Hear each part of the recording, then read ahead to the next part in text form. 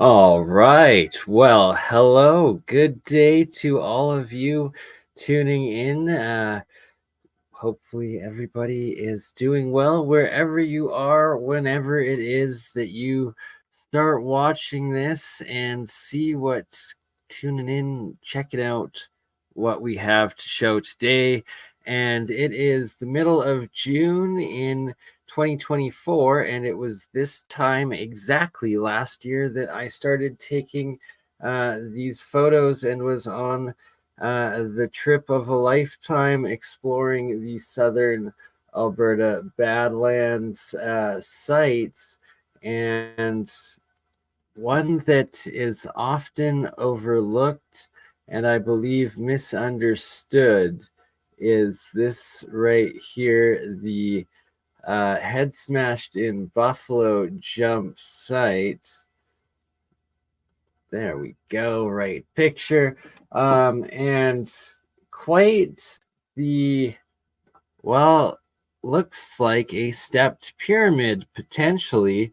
But when you zoom in, there's several parallel stepped layers of giant megalithic blocks and stones, and what seems like, well, could this be a massive ancient artificially constructed site? Potentially. And I believe the evidence is mounting in the mountains that keep stacking up when we dig into it. How's that for a punny start to the day? But I am serious. And if it's not, maybe known and already discovered, and what are you talking about, BurnEye? Well, at this site, this UNESCO site, World Heritage of Head Smashed in Buffalo Jump. Here we go. Okay, so main entrance sign, but the actual museum info site and whatnot is a underground pyramid. It's literally a building that is built into this mountain megalithic pyramid site, that each layer has massive sandstone blocks and layering throughout. And the official archaeology here is that the indigenous tribes each year would come from the Kootenays, come from the plains, from the north, from all over, and they would meet here, and then they would herd the buffalo off the cliffs, at which point they would have a vast harvest of the buffalo until white men came in their imperial trains and literally genocided all of the buffalo, murdering millions, I believe officially hundreds of millions, to officially inflict a food starvation on the native indigenous population. So a genocide on the indigenous wildebeest buffalo to have a genocide on the native Indian population people. Just insane. So here we go. Dug out into the entrance of the underground pyramid site of Head Smashed in Buffalo Jump UNESCO. UNESCO site, World Heritage Site officially, and it is quite beautiful. It is quite wild, and it is quite wonderful. I recommend anybody ever traveling in Southern Alberta. It's literally on the number 2 highway, where the number 2 highway intersects the number 3 highway, the Crow's Nest Pass, literally on the northwest corner of that. You will see, well, that is where you can access this place. And from the highway, this is what you see, and this is what you see. And is it a double pyramid complex, potentially. Each one of these is several stories of perfectly parallel megalithic blocks and layers of what could be a massive ancient artificial mound city. Just like all over the world, everywhere there's these mountain pyramid sites. Good day. Welcome, Rhonda Butterfly, Beneficial TV. Hey, yo, my man. Good to see you. And today we are covering all pictures that I myself have taken at this time last year. And thank God it's raining this year here in Southern Alberta, because last year, you can see throughout all of the photos we'll be going through, it was covered in forest fire smoke. And luckily not that bad this year. Actually, this was half decent, to be honest. So this is the entire complex of what would be head smashed in Buffalo Jump pyramid sites or mountain sites, and I believe the inside official museum and UNESCO site is still to the left there, further to the south, at the very base and ending of this overall gigantic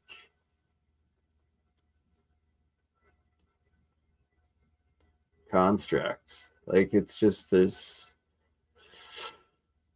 me, it seems artificial, very, very suspect, to say the least.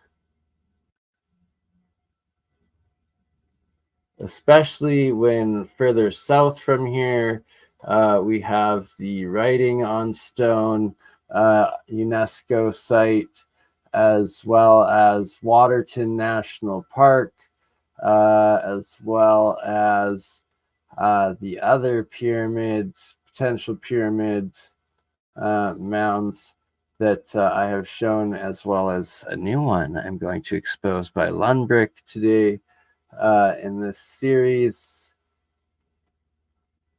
Plus Red Rock Coulee, we're going to show again, plus the Medicine Hat Badland Guardian Geoglyphs Badlands sites. We are also going to highlight today, all on a very macro scale, but on the exact same parallel line running along the Crow's Nest Pass, Highway 3, throughout all of Southern Alberta.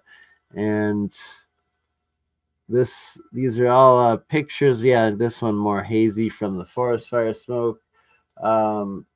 Oh, this one kind of clear. And there, now you can see it's like monolithic stone, massive megalithic monoliths making up the sides of this site. And, you know, is this a potential macro scale built pyramid complex? There we go. This one's more in focus.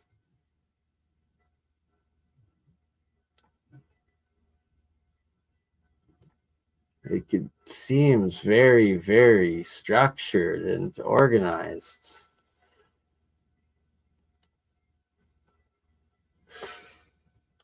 But according to official geology, this is just natural. So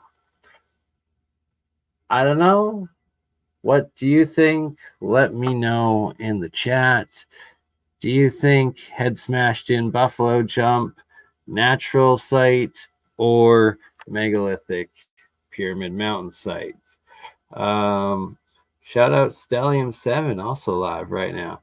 All right, definitely sus. I fully agree. And so this is site 1, had the head smashed in Buffalo Jump. And like literally, it's just so huge and massive. But here's the next. And this is in Waterton National Park. It is the southern it borders the Montana Southern American border with Alberta, and the Waterton National Lake actually crosses the international border to the U.S., I believe, as well as on one of the mountain passes as well through it, which I hope to, if not get to this year, to cross the border there, at least get back down to Waterton. And let's see what else we got here, right? So this is Red Rock Canyon, not to be mistaken with Red Rock Coulee. Two different sites, both in southern Alberta. Red Rock Canyon is in the northern section of Waterton National Park, which is on the eastern side of the Rockies in southern Alberta, on the southern border with Montana, literally crossing from the park. There is BurnEye with T2, as we explored last June, and it was June, and that's why it's so lush and green here and amazing. And I highly recommend, if you're in the area, you should head there right now or plan to go this summer. I will be going back here before September is done, that I can assure. It is quite the hike, quite the majestic sight, and absolutely wonderful. Shout out to the random civilians. All right, what is this? This is Waterton Falls, right in the township of Waterton National Park, right off to the parking lot. It's just absolutely breathtaking, amazing, and astounding beauty of nature that is in Waterton National Park. I believe this is some of the, see this one right here, also a very sus mountain in Waterton National Park as well. And shout out to Julie Ryder and her Giants Playground. Yes, I believe that is, yes, Giants Playground in Montana, northern Montana, right south of the Canadian border and Waterton National Park right here. So I'm proposing that this is all from previous Precataclysm master builder, former giant titan pyramid civilization that, like, look at this, very, very sus to say the least. And this is in Waterton National Park. This was peak, I believe, could actually even be the international line, or might be just north of it. But why are no one allowed to fly drones in these areas? It's insane. They do not want anybody getting actual real footage of this stuff, and I did. These are my photos with a good lens, and very pyramidal, very rhinoceros-ish, and almost Buddha. I don't know. Yeah, the whole area, very, very interesting place. The chateau. And here, another favorites. This one hits the heart, the soul, and this is right in the midst of the Crow's Nest Pass between Highway 2 and I believe the 93, the Cowboy Trail. This is Lunbrick Falls. Shout out Frankie, New West Reset, and brother, when I do this tour this in the next couple months, I actually gotta give you a text, do some planning, and try and get you to come along for some of these journeys. Because shout out to Frankie, my fellow Calgarian, Tartarian. And if you haven't checked out New West Reset's channel, go subscribe to Frankie, because he shows the mud floods in the old Western style of Alberta and Canada, and it's awesome work.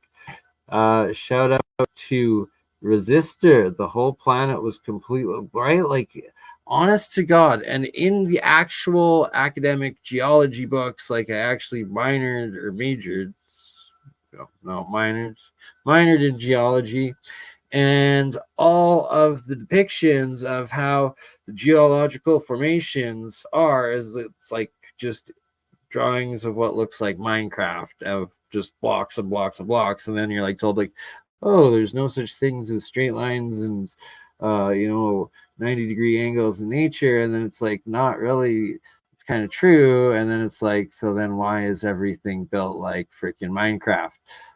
It's kind of wild. But Lundbrick Falls, absolutely amazing site here. And even like this massive piece here, it's wild stuff. It's beautiful. It's amazing.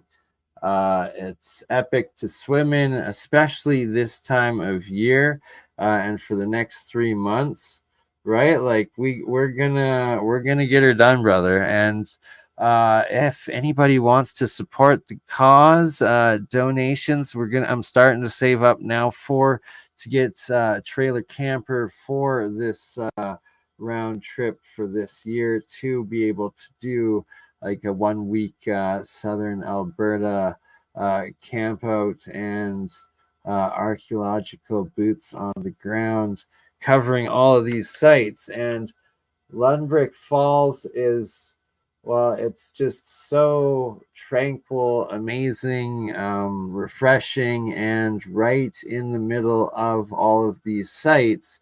And you literally have to go past it or stop at it when traveling between Waterton and, for instance, Head Smashed in Buffalo Jump there, or the Medicine Hat Badland Guardians, or Frank Slide, or Cowboy Trail, or this site right here.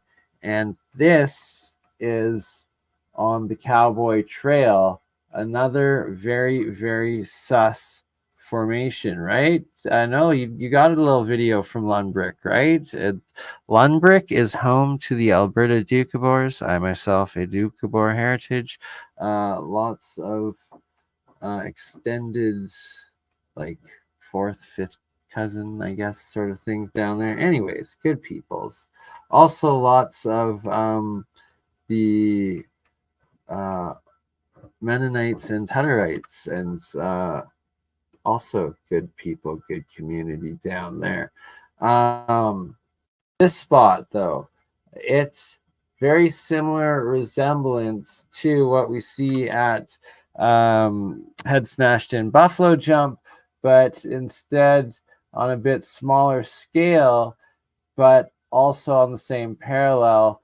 And this is at the Cowboy Trail, Crow's Nest Pass site. Not all of the photos that I have of it there, so sorry, not full best depiction of it. And then, of course, this is Red Rock Coulee. Red Rock Coulee, right? Yeah, exactly. It's amazing Western out there. Lundbrick is just beautiful. Lundbrick Falls, absolutely beautiful. And Red Rock Coulee. So Red Rock Coulee is astounding, and there you can see just the disgusting forest fire smoke that was choking out the vision and the air, but kind of soothing and like ominous in the sense of being in the Badlands of Southern Alberta, and just like the desolate, dry destruction, like former wasteland looking. And is this a mound? Is this a pyramid in Red Rock Coulee? How are these massive these are the size of cars and like little minivans and stuff. It's wild. The size of some of them. How are they on the surface, right? Like, how was the first Olmec head supposedly found and dug up from I heard 65 feet? Like, I have to check into that and see if that's accurate. And if that's true, it's like, one, how was it found in the 1800s 65 feet deep? And two, how is something that deep and like even just the Moy heads on Easter Island 2/3 buried, yet all of these rocks that are the size of cars perfectly on top of everything. This is another hill formation along the area with a whole bunch of sandstone monoliths. Right? They all look like the tops of temples. And now this is a little teaser for my most favorite spot, and that will be the main highlight of the trip. And it is the second World UNESCO site, and definite qualifies as Alberta Badlands location. And this is, of course, writing on stone rock, or writing on stone. My gosh, sorry. My apologies. 8:08 in the morning on a Wednesday, and if this place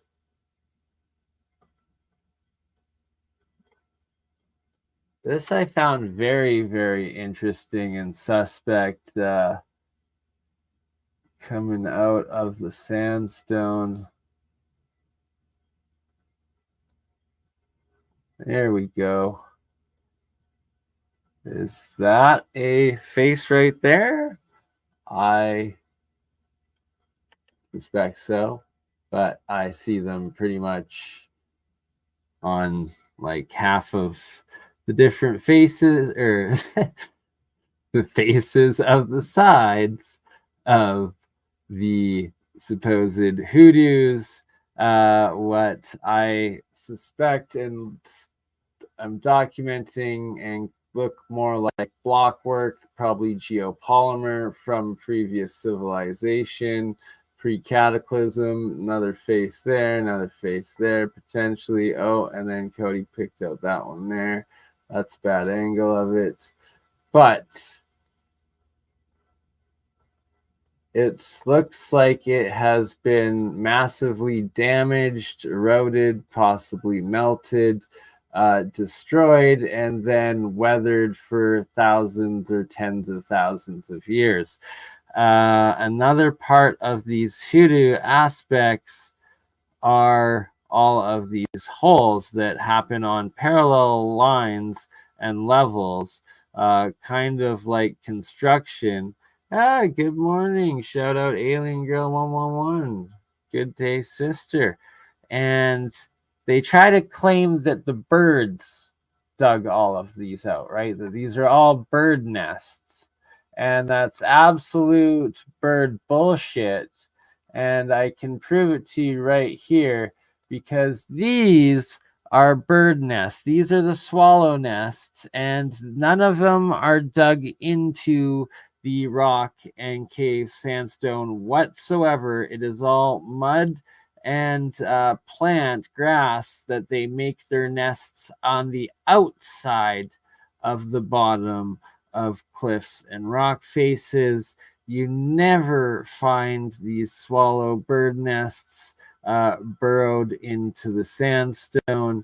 And yeah, so what are all of the parallel holes actually from? And I would say a previous function. It's actually quite magical, breathtaking, and absolutely next level. Every single comparison I've heard, shout out to my brother Wacy, who's been to Cappadocia. I was showing him these photos the other night, and I was like, what the F? That's Cappadocia. That's not Southern Alberta on the US border. And this site as well. So this is just further east by about, I believe, 100 miles, give or take, maybe 60 miles, 60 to 100 miles east, but also on the U.S. Canadian border, Alberta border of the Badlands, just like Waterton National Park, also on that U.S. Montana border. And it is just wild.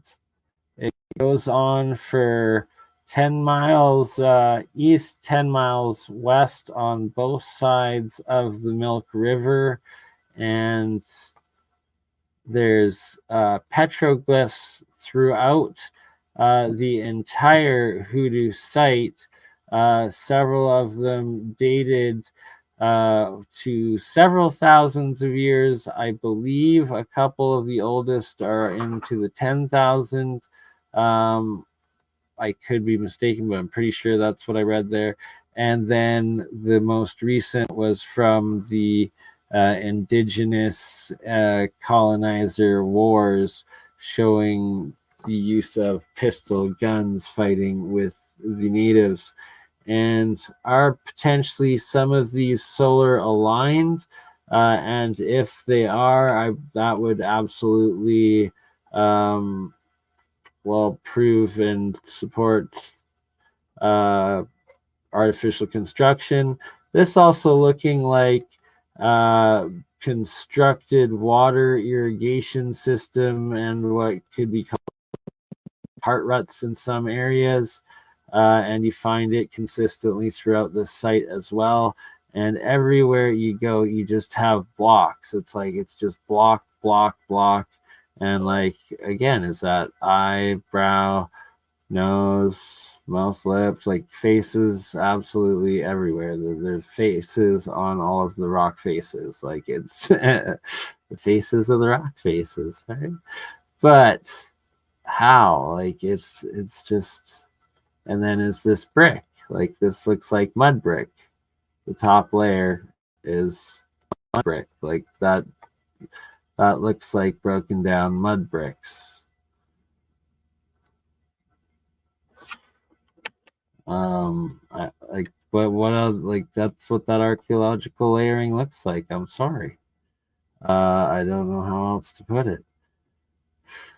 As we go through, it is just so wild, and like all of these features are several stories tall. Like it's mind-blowing. It's a maze. They recommend at least spending a couple days there. I only was here for one day. It was not nearly enough, so we go on the trip in the next couple months here. We will spend 2 to 3 days minimum at this site and exploring it all, taking the official canoe trips up the river with the guides to get the tours of all of the ancient petroglyphs and the documentations behind it, as well as our own journey and investigation exploring all of these different hoodoos, aka fairy chimneys, I guess they're also called. And this is the Milk River right here. Just the most amazing epic campground, also tucked back, I believe. No, it's behind me, behind this picture, sorry, on the other side.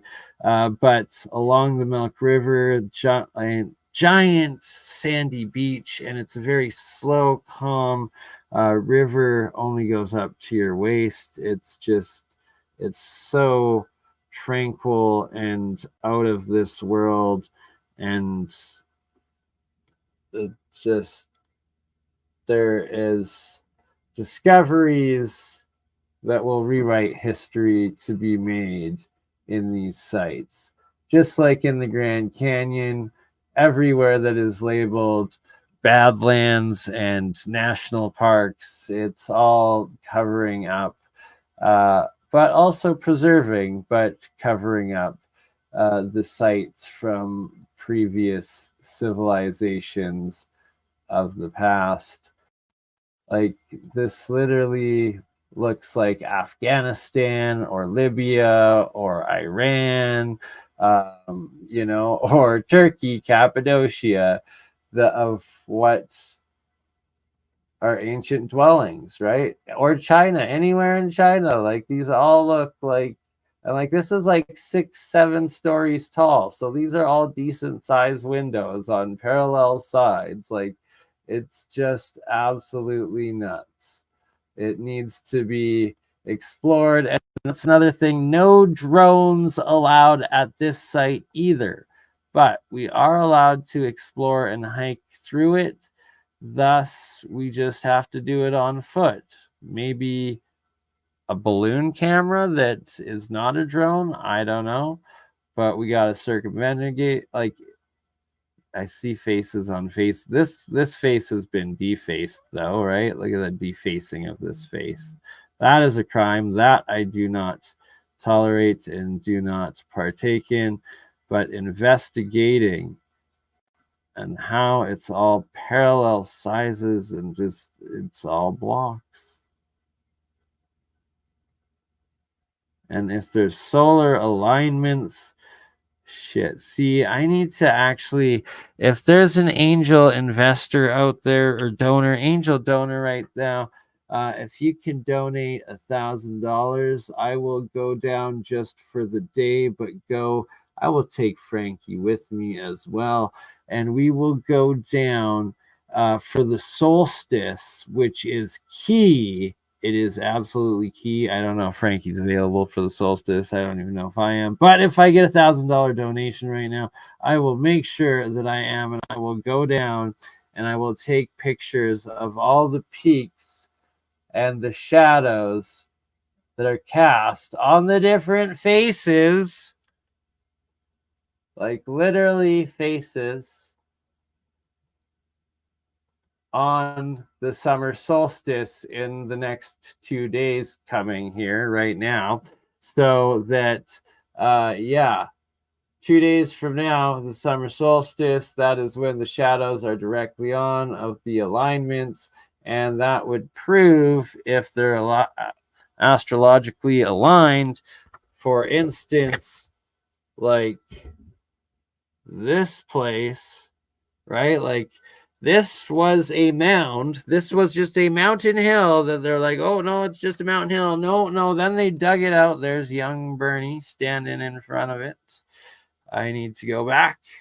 And when they dug out the courtyard behind it, so all of these pillars too, right? That's another key part that people don't really associate or understand. That's also what the pyramid, the acoustic bounce back that gives the pew clap of the supposed birdie at this pyramid, Chichen Itza in Mexico. But it's so advanced and wild, and it was all under mud and dirt.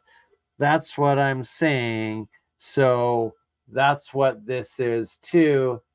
And these are the steps down to the deep side of the river from the campground. Across the river again, like these caves, like that's 6-8 feet tall, easy.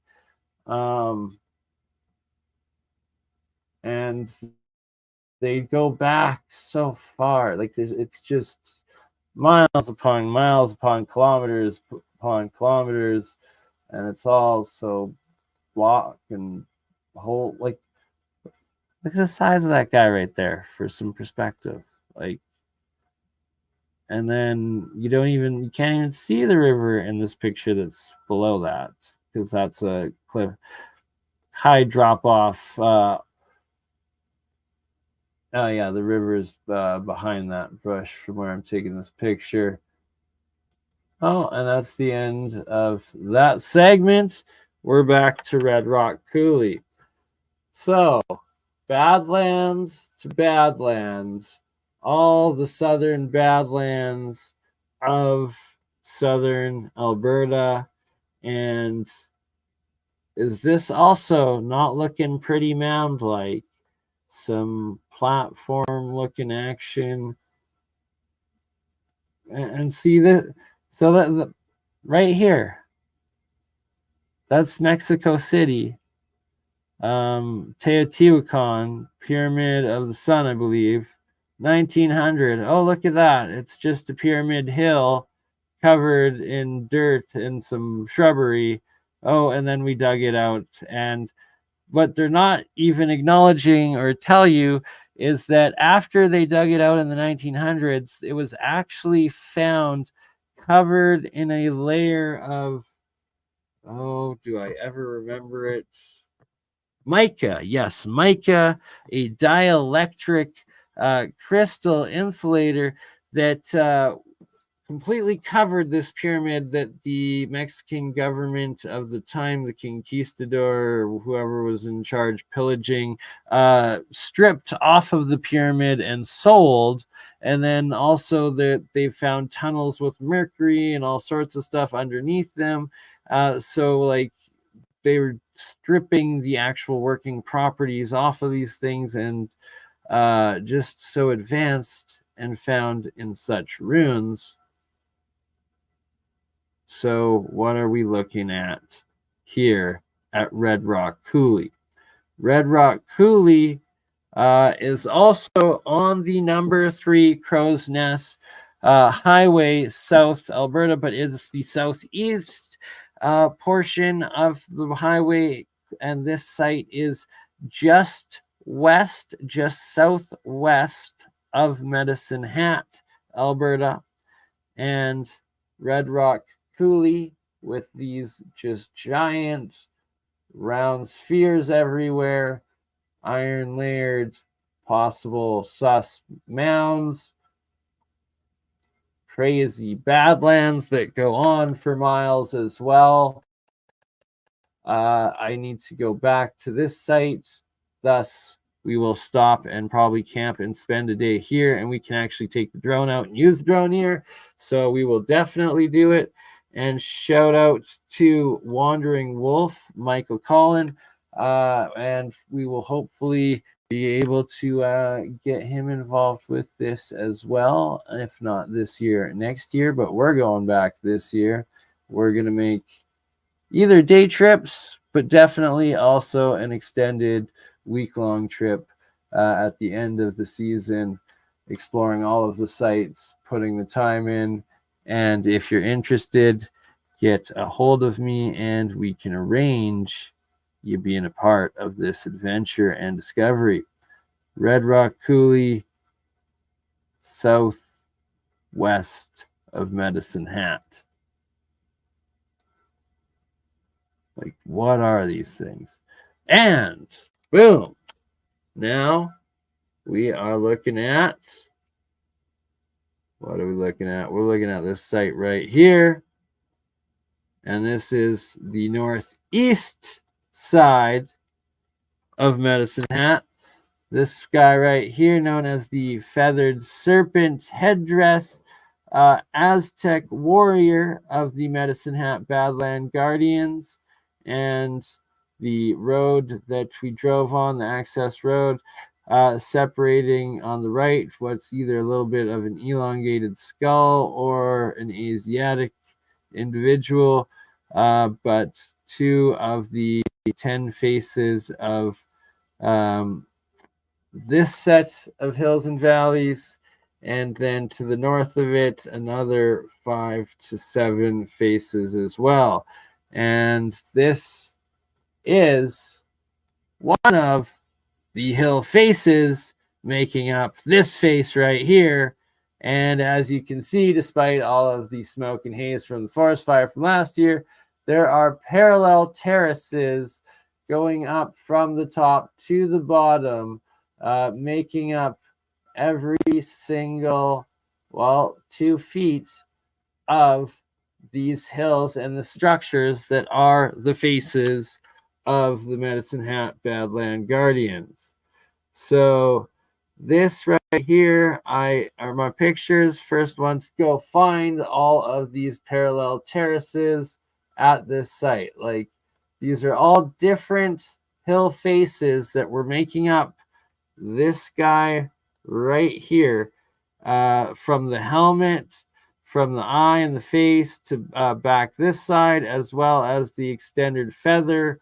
All of those hills are these right here with the different angles, with all of the parallel, consistent, ancient terraces from top to bottom, making up the grade and the structure.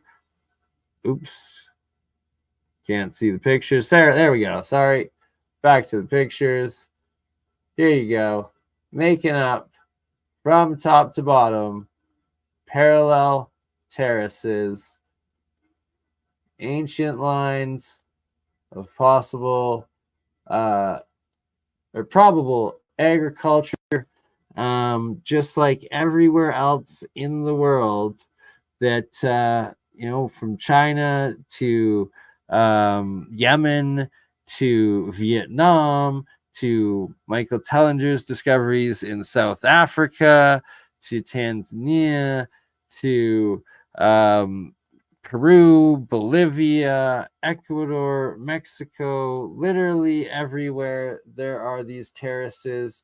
Even the UK Isles, France, it's wild. It's everywhere. And this is one of the final spots. This is the backside of Mount Yamnuska. Oh, see, this is right. Like, there's so many different faces and anamorphic features. All right, what photos do I have left of that? Oh dear. Oh dear. No, that's not the right one, eh? Okay, well, on to the next ones. So what do we look at next? Oh, here we go. Okay, that's what I was hoping for. Going for more of the Medicine Hat Badland Guardian Hills and showing these parallel terraces, and that they're literally on every single hill in these valleys, and that is what's making up the same heads that you can see over and over again, whether it's this guy's face right here and this guy's face is right here. Sadly, I don't have the other pictures available. Pull them up if you haven't seen them before. Yeah.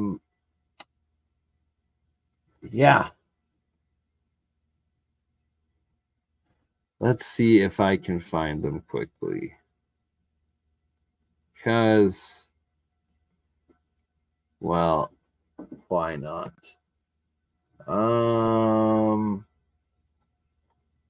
No. We're moving on. We're moving on to the next one. That's what we're doing. Because it's shorts. Short little presentations of each one. So, let's see. What's the next Southern Alberta Badland? Okay. In retrospect to Julie Ryder. And these are the Yamnuska Guardians. Here's a close-up of them. You can see a path going up.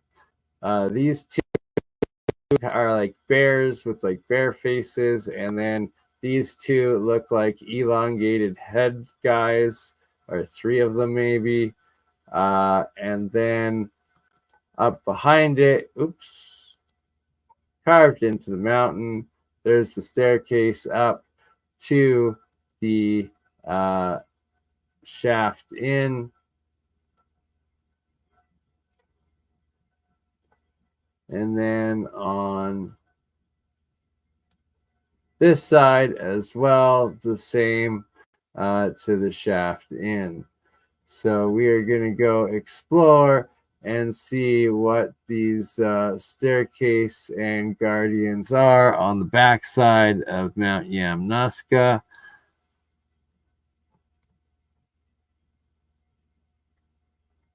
As they are very, very sus. Very, very sus indeed. And are these crazy paths carved out into the mountains? And are there wild caves? And is it wild mountain caves, just like what we believe we found at the front side of Mount Yamnuska, which we're also going to go explore. If my computer would unfreeze, I would be able to show y'all. Oh, here we go. Is it going to let me? There we go. No, come on, baby. There we go. Okay. So, what? Did it not load? Why didn't it load? There we go. Okay, so this guy right here, this is the front side of Mount Yamnuska. Shout out to my brother of another mother, Cody Tkach, and his brother, my brother TJ Tkach. And we were spreading rest in peace to their mother. Cat Catch's ashes when we discovered this guy right here. And this is absolutely huge, and you can't really see from this perspective, but each one of these is actually a block that is stacked onto each other, these more blocks, and then it's what looks like a giant reptile head with like teeth and eyes, and then like a perfect triangle with the white rock stacked on top of it. And that is actually a massive cave entrance, like that you can see, like each one of these, it's like a block stacked onto a block onto a block. Not the best perspective of it. Oops. Shout out to T2. T2 actually found this cave when we were first hiking, spreading Cat's ashes, and that behind this reptile guy is one heck of a deep, dark cave entrance. And here you go. We can see a little bit of it as it goes in. And it was big cavern and entrance behind it. And, well, who knows what lies behind there, but we want to figure that out. Here you go. There's the entrance in, and is that a constructed mountain entrance to the reptile people? I don't know. Kind of sketchy. Cody felt the same way. We're going back. We're putting together a party. That's what some sort of drone is for. We don't want to die. Maybe it's Sasquatch. Who knows? But yeah, that's the cave entrance on the front side of Mount Yamnuska. And my dog discovered that when he ran off because of the smell. And then he was like barking at the entrance of that. And yeah, we got the heebie-jeebies. There it is. You got to climb up to it. And it's really hidden away. It's tucked away so neatly, but when you see it, you see it. And when you see what's back there and just the size of the cave entrance, It's wild. Yeah, like very, very sus. Is that like a dino head face? I don't know. I'm just so pareidolia, maybe. But if you see it, you see it. And that is Mount Yamnuska. And that is that. All right. We are 53 minutes in, almost an hour. So I have been talking for almost an hour straight, and 30 beautiful of you watching right now. And, well, we got a bit more to cover. This right here being one of the sites of the Julie Ryder's Montana Megaliths Giant's Playground, and showing a megalithic astrological calendar and its alignments. And, well, it's actually during the solstice, so in the next 2 days that all of this is most relevant. So if there's any angel donor out there wants to get me down to writing on stone, confirm it. Right, now's the time, and hopefully Julie Ryder's out there right now about to document well, some more alignments down across the border in the Rockies, same Rockies, just south of where what I just showed you is, and why I suspect all of these sites. And here we go. Let's share a little bit more of the Ferrum Foundation that has geoglyphs of the the Badland Guardian geoglyphs, which he is the discoverer of the faces of Medicine Hat Badland Guardians here. And then I am the discoverer of the terraces that all cover the Medicine Hat Badland Guardians, and that there are additional ones north of the original 4 or 5 that he covers, and then the other additional 5 that I've shown before to the west, including the Birdman's head one and the BurnEye ones that are further east of the Feathered Serpent Head Badland Guardian. Is this page gonna load for me? My apologies, everyone, for the delay. Here we go. Okay, so ferrumfoundation.com, medicinehat.canada HTM. I am copying this, putting it in the live chat for everybody. I encourage people to do your own research and read up on Arthur Ferrum's work, because it is absolutely astounding, and it will change your worldview forever and your understanding of ancient history. And we're going to finish this episode off with listening to a video from Arthur Ferrum himself giving a presentation about the Yonaguni Pyramid. But this right here is the Medicine Hat Badlands geoglyphs by Arthur Ferrum. So, of course, my Crypto Alchemist logo is this face right here. There is an additional Viking head above him, an additional Olmec right here, and I believe an additional face here as well. The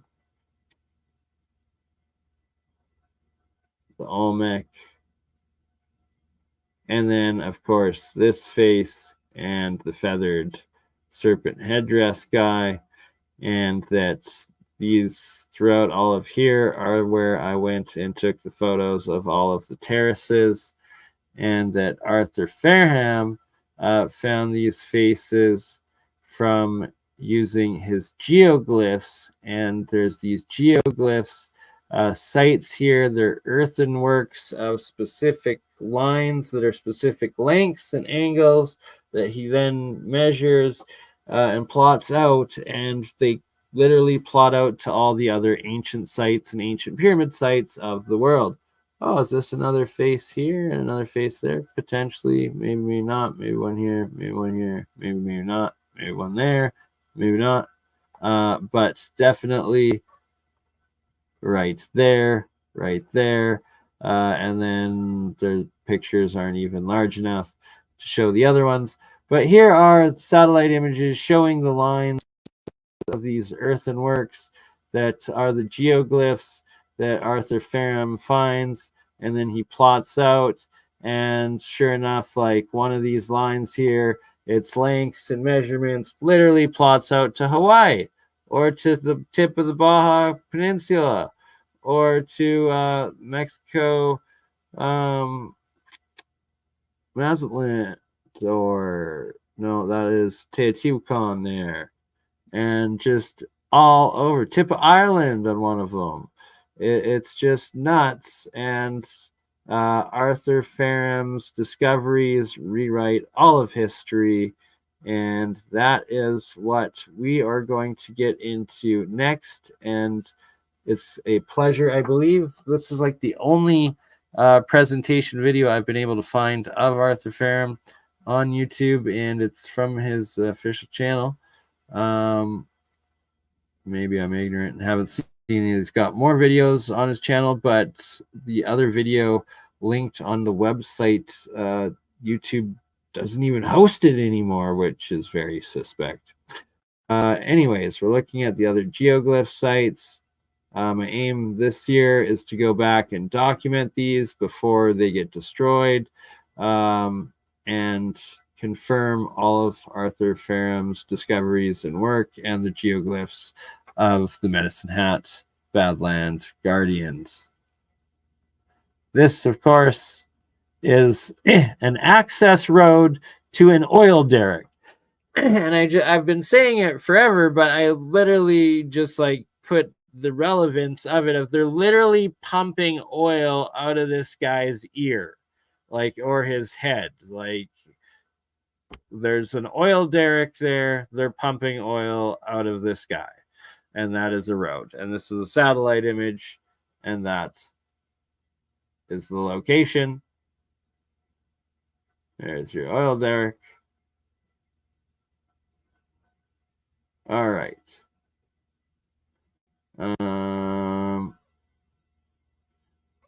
Here we go. On that note, let us start listening to some Arthur Ferrum and his presentation on the Yonaguni structure, a pyramid underwater, and how all of its angles also plot out to these radials, and it's just astounding.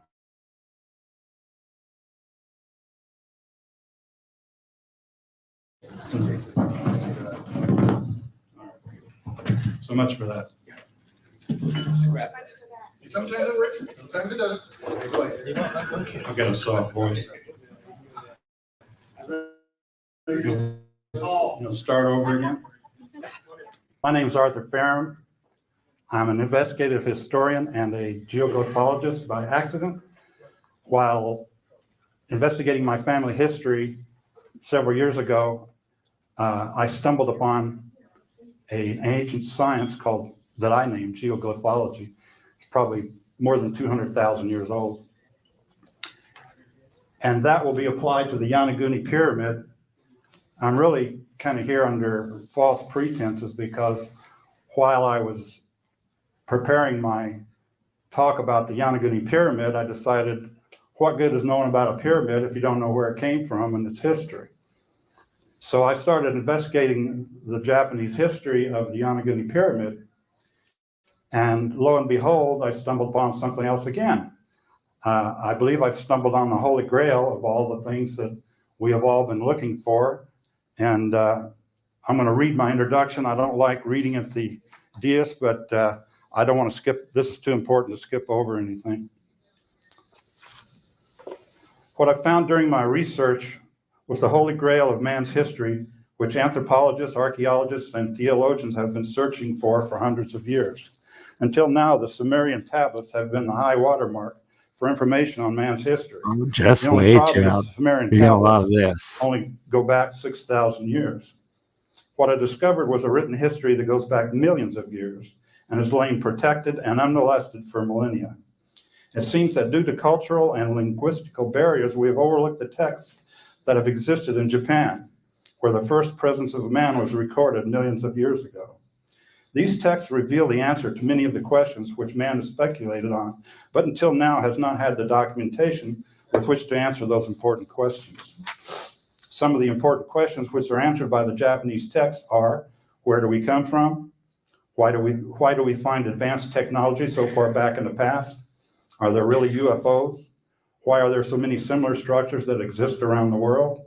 Why are there so many similar stories around the world? All right, so I just momentarily paused it there for a second, just for everyone now joining in to give a little bit of context. The individual speaking is Arthur Ferrum.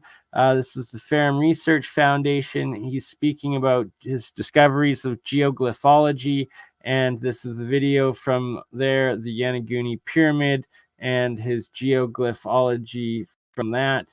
And Konnichiwa, Tranquil Vortex. Good day, London Man, KJV, peace, brother. Welcome everybody. So yeah, let's listen in back to Arthur Ferrum, and it's quite astounding. He talks about Anunnaki and all. Japan is one of the few places which has not been conquered and ravaged over the years. Therefore, they've been able to keep their history intact. Both the Japanese and the Hindus teach their past as history rather than myths.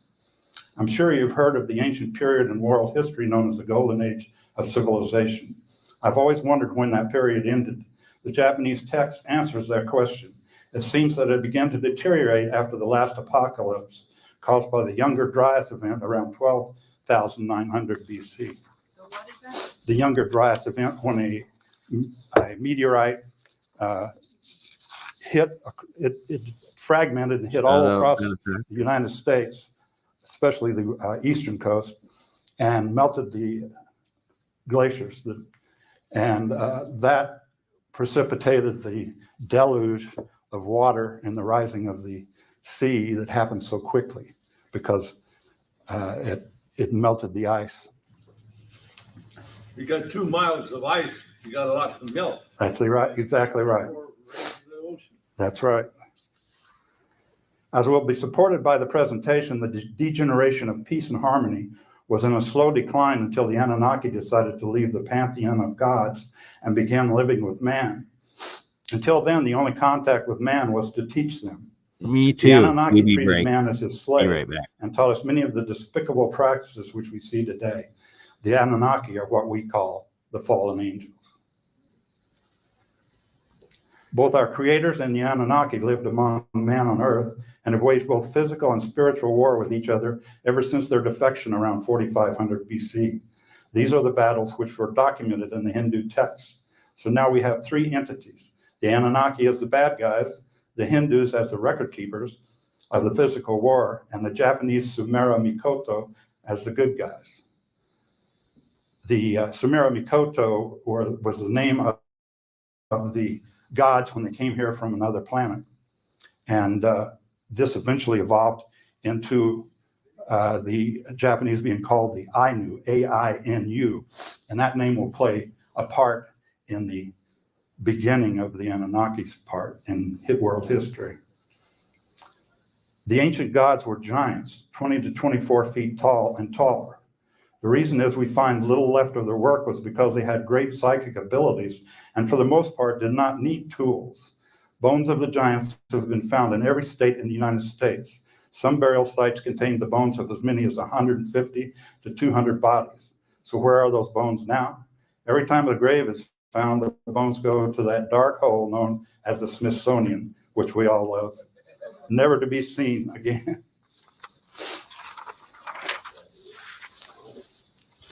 The object of my presentation today will be to prove the continuity of the presence of what we know as the ancient gods from their original presence in Japan down to the present day. There are many organizations and governments that already know this information, but are afraid to share it. We were created in the image of the gods and have the ability to develop these same psychic powers ourselves. This is proven by the powers of the Buddhist monks in Tibet. However, if we learn that we are independent beings, governments and religions around the world would lose the power which they have over us. Always remember that fear is the easiest way to control someone. My friends, have no fear. Say that last line again. Have no fear. If you have no fear, nobody can control you. My friends, I have no fear. Right? Listen to Arthur Ferrum right there. What great advice. My friends, have no fear, because without fear, they cannot control you. Know that your soul is infinite and that death is just a passing and that you are immortal. So what you do in this life, that is what matters. That will what stays with you, your karmatic soul and imprint. And, make a difference. Make your life count. That is the power. Amen. All right. So enough of that sermon. I'm trying to find Arthur Ferrum's book to show, but I cannot. So first, let's give just a little bit more. All right. On Arthur Ferrum's website, the Yonaguni Pyramid geoglyphs. So a bit more context and reference material here for what Arthur is about to go into. For those that have never seen the Yonaguni, no retreat, no surrender. I agree, Gerald. Bless all of your souls for being here today, or whenever whatever day you watch this. But yes, the Yonaguni Pyramid. Under 400 feet of water, ocean water, must have been pre-Ice Age structure. It is the ruins of an ancient pyramid off the southern tip of the southern islands of Japan of Yonaguni. And, there's the location, Yonaguni right here. So this is Taiwan and China. So Yonaguni, this little Yonaguni island is like all the Japanese islands are way up there. It's like it's closer to Taiwan than any major Japanese island. But the glyphs and the geology. So here is the top-down topographical drawing of the structure and each of like the different platforms, their lengths, their angles and sides. The view from above, right? And then here are the measurements of all of those angles that Arthur Ferrum, right, not to scale, obviously, then applies his geoglyphology to, and boom, right here. Let's see if I can make that larger for everyone. If you can see this, take a screenshot. That is absolutely insane. Each of these plots out to all of these undeniable sites around the world, which is this territory right here. The territory outlined by the radials of the Yonaguni geoglyph pyramid site. It goes around the Korean peninsula, contains all Japan, touches the Kuril Islands, and to Hawaii, to Solomon Islands, Papua New Guinea, Thailand, it's identical to the same territory that Japan, the Empire of Japan, conquered during World War II at the height of the empire, the Japanese Empire, and what it also attacked, in Pearl Harbor. Like, this is the reach of Japan during World War II. Exact same territory out in the angles plotted out on this pyramid map that sits 500 feet below the ocean, right there on the tip of Japan. Boom, same territory. Just wild. Okay, so let's get back to this guy right here that discovered it all and hear what he has to say about it. Surprise for you that probably none of you, if very few, have ever seen. This is called the Colburn Bible. Okay? As I said, the original gods, and there was more than one, we know who God is, most of the people in this room. God is the cosmic ether and the universal consciousness. That's who created it. That's what created everything. And who we communicate with and how we communicate with each other psychically. But there were many gods, as they were called, as they were named by man, that came here to teach us, and we came from those gods. And yes, we were created in their image. But this was put together by the Phoenicians in 2 BC to collect all the information that we had been handed down by the gods since they began teaching us. Now, we all know that once the Catholic Church came along, all this went by the wayside. In fact, the Catholic Church ordered that all the information here be destroyed. And the Phoenicians took this document to the Celts in England, where it laid for many years. And there were several copies left in England and probably none left in Europe. And once King James decided to start his church, he ordered the rest of them in England destroyed. Well, the Celts wrote the information down on bronze plates. And for thousands of years, it was known as the Bronze Book. Mostly it was known by the Colburn. The Bible was tacked on by this particular printer, because Bible just means book. It doesn't have any religious connotation. This can only be bought on the internet, and it was only put out on the internet in 2005. So it's really new. And if you're interested in seeing what we should be doing, it's in here. Kolbrin. I'm going to read you a passage out of it. This thing reads so wonderfully, you don't want to put it down. And there's no hell and brimfire in it. It just makes you want to be good. Who and when how did it get interpreted in English? Well, the Celts had it, and so if they know Celt and English, it's not hard to change. Then God lifted his hand from man, and man was alone. The great vision departed, and he awoke.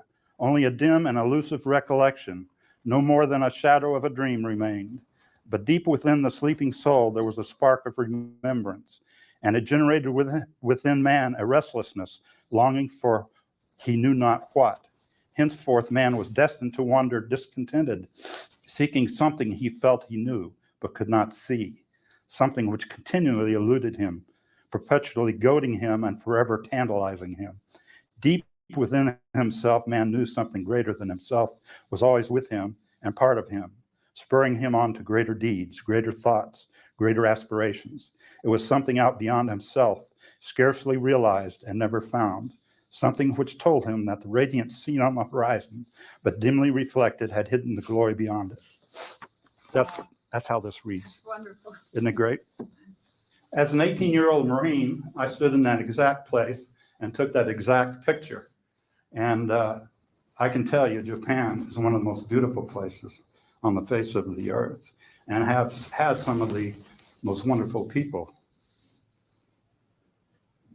Oh, something I also wanted to say about that. When I first got to Japan, little did I know that all the restrooms in the bars were unisex. They only had one restroom. And so I went waltzing into the bathroom and My wife's saying, don't tell this. I'm waltzing into the bathroom, and I'm sitting there washing my hands, and I hear the stall behind me open and close. And I finished washing my hand to turn around, and here's this beautiful Japanese woman standing there. And she turns around and she says, "Would you zip up my dress?" And as I'm zipping up her dress, I thought only one thing. Thank you, God.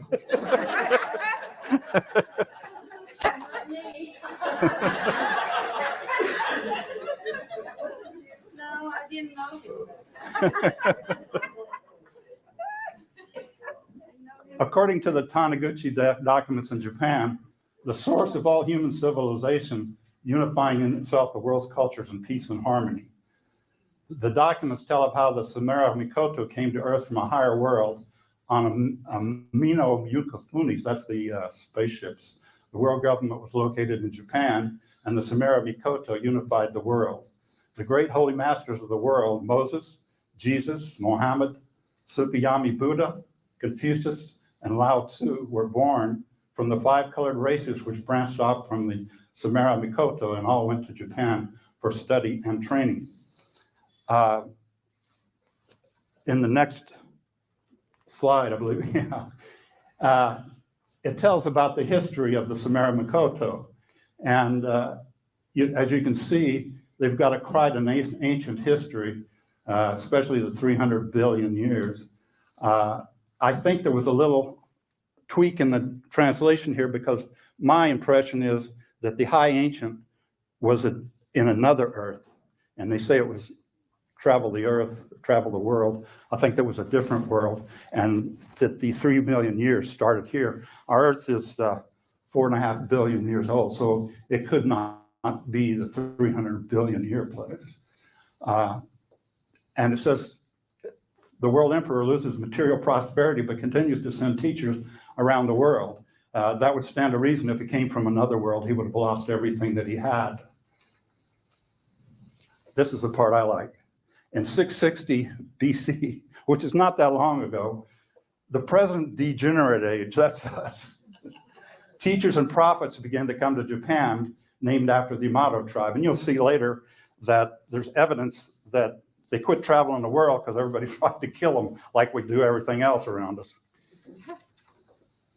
And so everybody had to go to Japan to learn.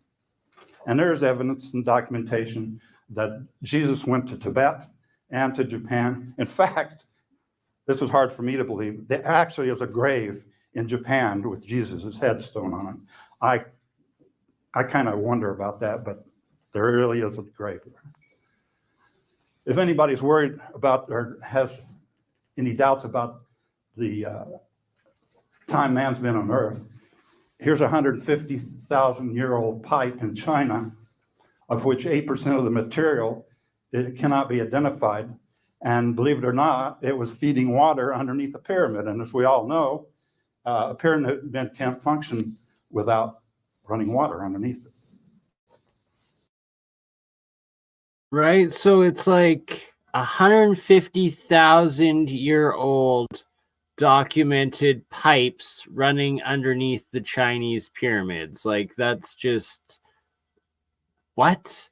When you really fathom that? And it's like, I remember when this was released, like in the official studies, and it's an part, and like there's several of them, and then the Chinese government came in and covered up, was like, don't dig here anymore. And like literally the Chinese pyramids are so advanced and so ancient, it is just wild. So we will continue on. There's some more ancient stuff, some 260 million years old footprints in Albuquerque, and a 4-foot footprint in Africa. Now, due to tectonic movements, it's now up on edge, but that's supposed to be 300 million to 1 billion years old. And it's 4 feet tall, which means if you multiply it out, that the person would have to be 24 feet tall. Okay, now this is the beginning of the current history that I have gathered. And it begins after the last apocalypse, which was after the Ice Age. And what happened was there was a fog or a cloud or a haze, something that blocked the sun. And these people here were praying that someone would come save them. And out comes, it says from a cave, could have been a spaceship, out comes this, what they later was called the Queen of the Earth. And she replaced her brother, which just happened to be what we know as Poseidon. He had a Japanese name then, but it gives us the complete story of how what happened to him, and is exactly the same as Plato described in Critias. And that is that there were sections of the earth divided up for the different individuals to go teach in. And these are the original territories that they were obliged to teach in. Each person had a different place. Whoops, that's not what I wanted to do. And as you can see right there, that's Japan. There's China.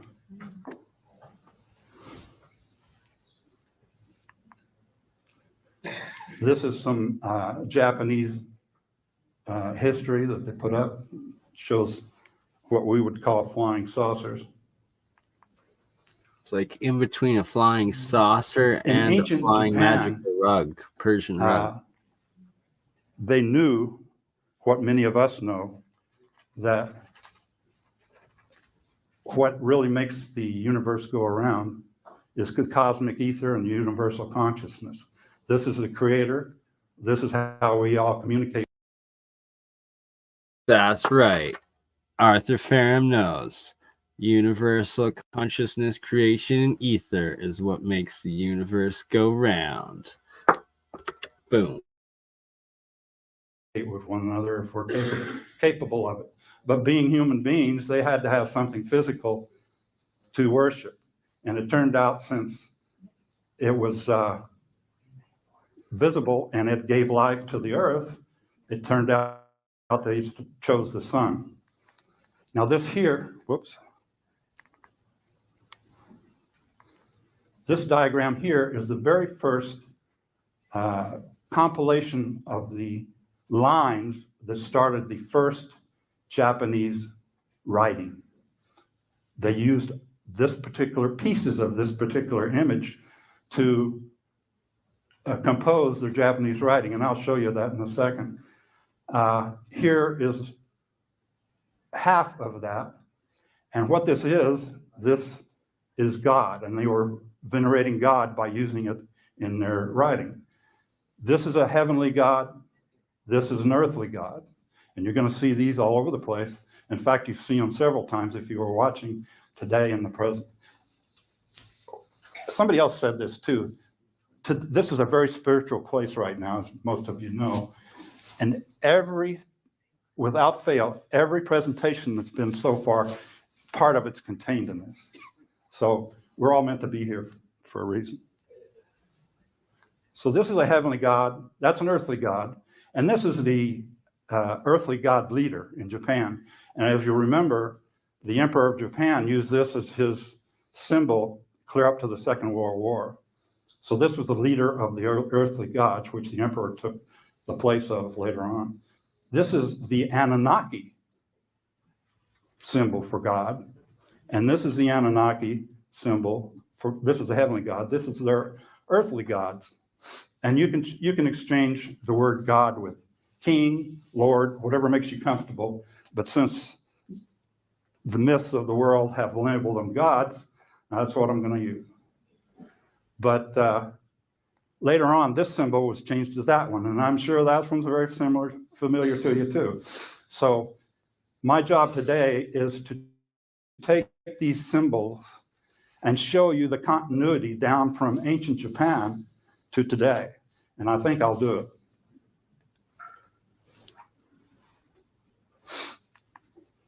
Okay, there's the Sumerian alphabet. And you can see that it's made up of the cuneiform features of their alphabet, their god.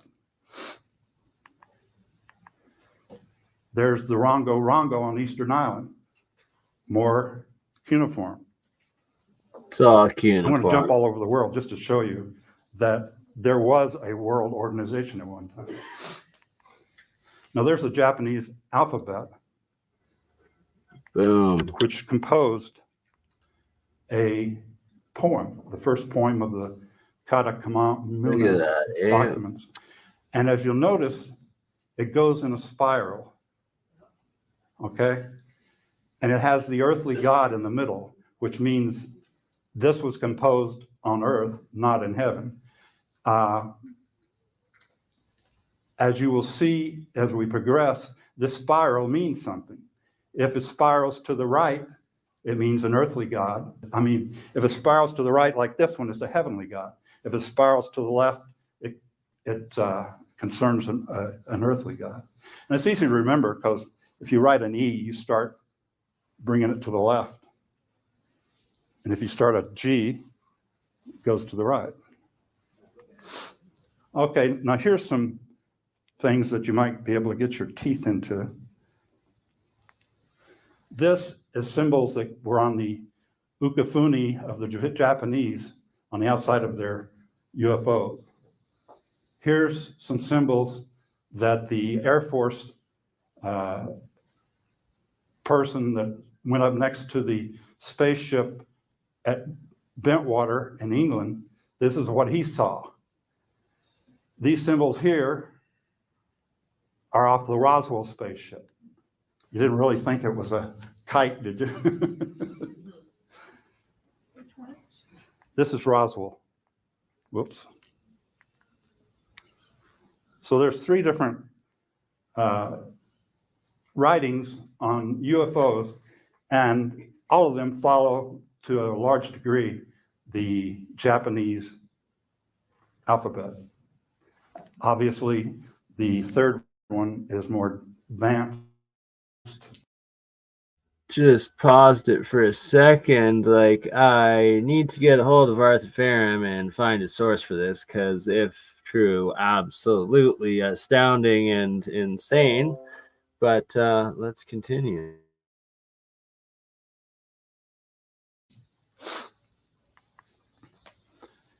The Hittites came right after the Anunnaki. As you'll see as we go along, the Anunnaki were run out of the Mesopotamian Valley, and the Hittites were the next culture after them. You had the Hittites, the Assyrians, and then the Babylonians. And here's Hittite symbols.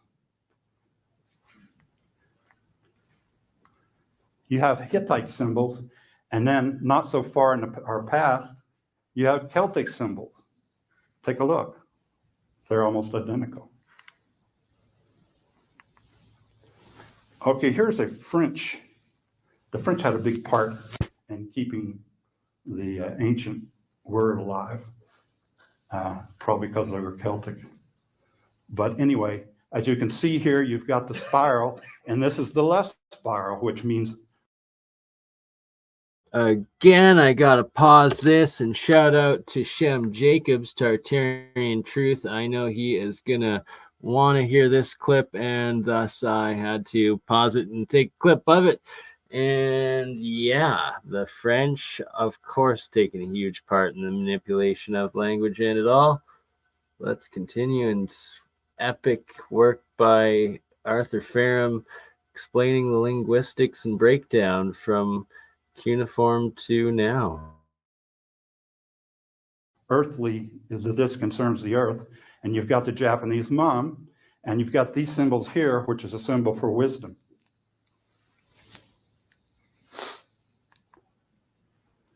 Here is, as one person said, a beaker design on a cup. And the Ainu, remember I said that's the later Japanese, and this is some of their symbols, and you'll see them again. But what I would like for you to look at is that there and that there. This is 7,000 years old. And this design matches that one. And guess what? They called it Ichi. Ichi in Japanese is number one, which would be God. You've seen that on Giorgio's collar for years. And it's, yeah, and it's real. It's real. They've made it fly. And after you see this presentation, I hope you'll think it's real. It was called the Amino Ukifuni, and there were several different kinds. There were 4 different forms of these. There were discs, which we're familiar with, rockets, ships and jets, and they were used differently depending on the purpose. And I'm sure most of you have seen the hieroglyph from Egypt on the wall that's got what everybody thinks is an airplane, a boat, and all that stuff. And it's probably real.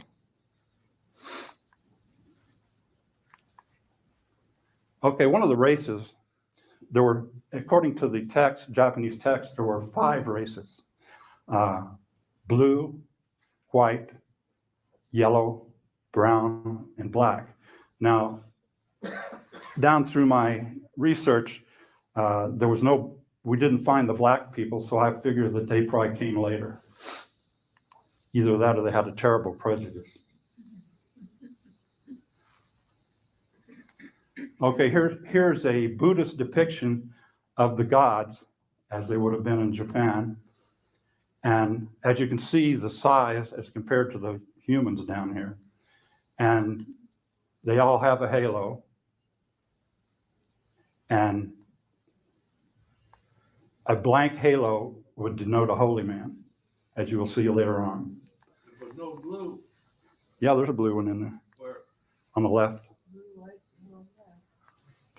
Blue, white, yellow, brown, or red, whichever you prefer.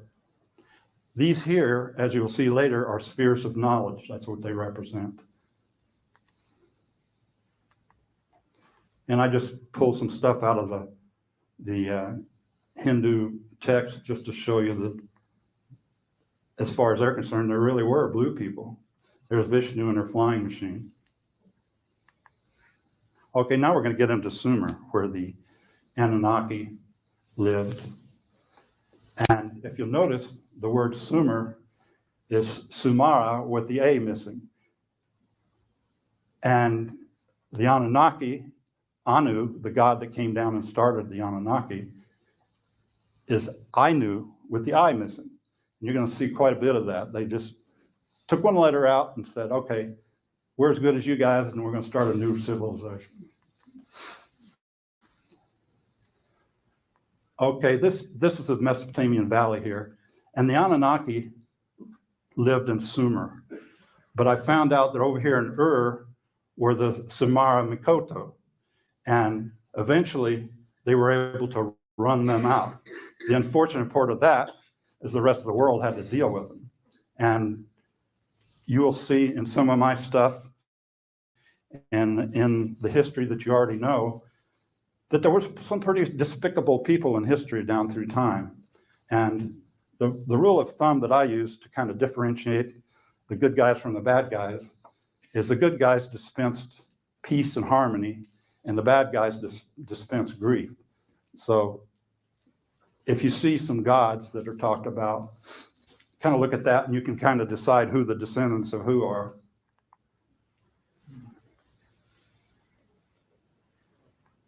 And here's what I'm talking about the Anunnaki stealing stuff. The first Anunnaki god was named Anu, and it means great Lord.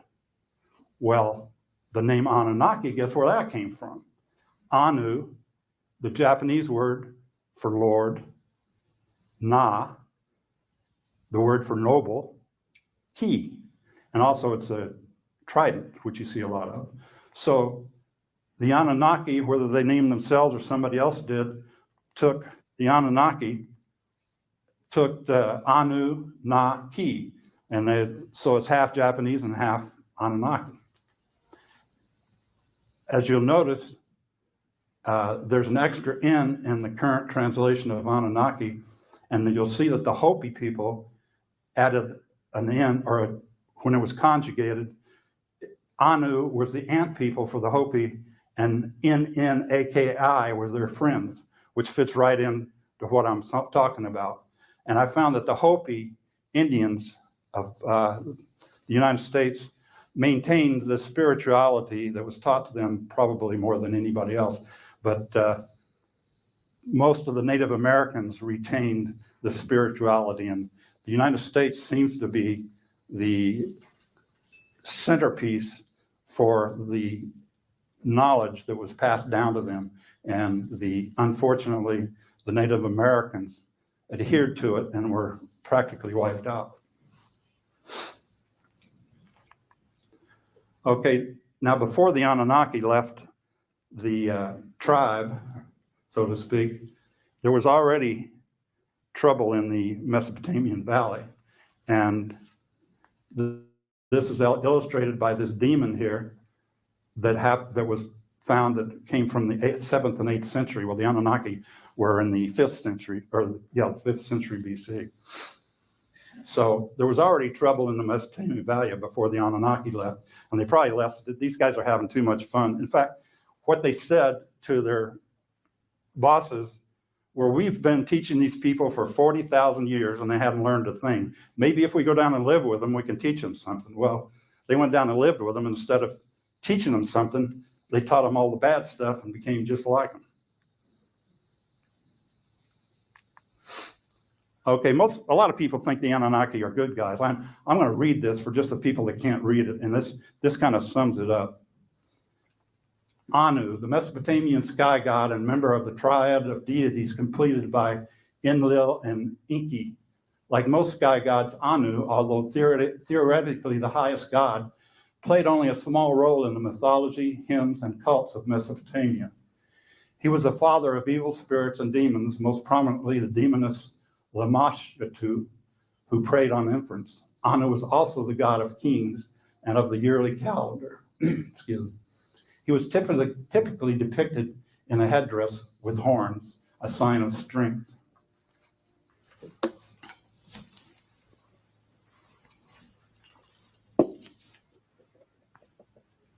Lamashtu, his daughter.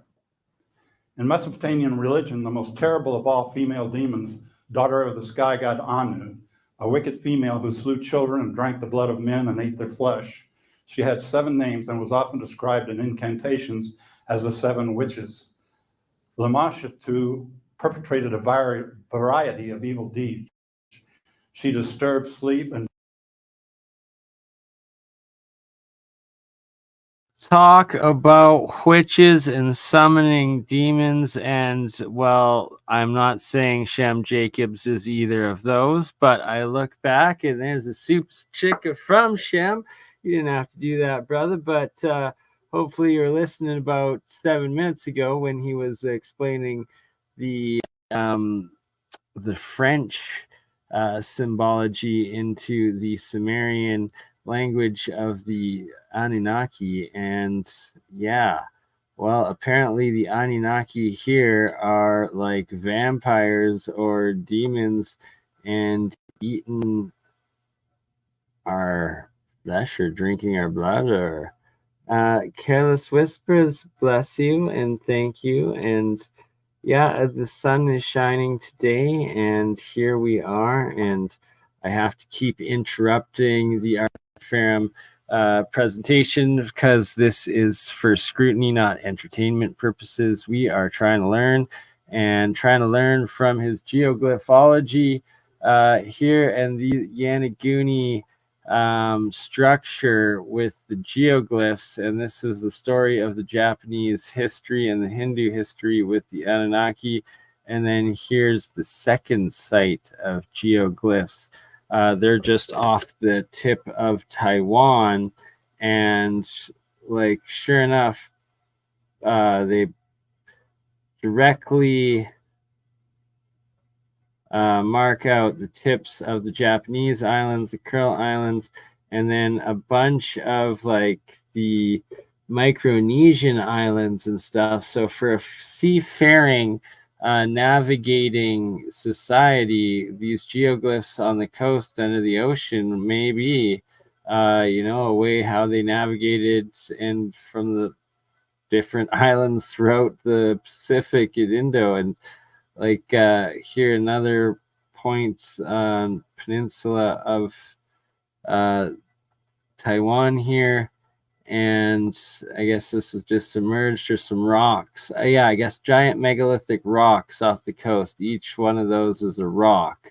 So from the pinnacle point to each tip of the rock, he measures out there, and they also all plot out to specific tiny little islands in Micronesia, in the Pacific, Okinawa, Hawaii, Wake Island, Kiribati, Christmas Island. Is that also not Easter Island? Marshall Island, Guam, and Samoa on these rocks right here off of that pinnacle point.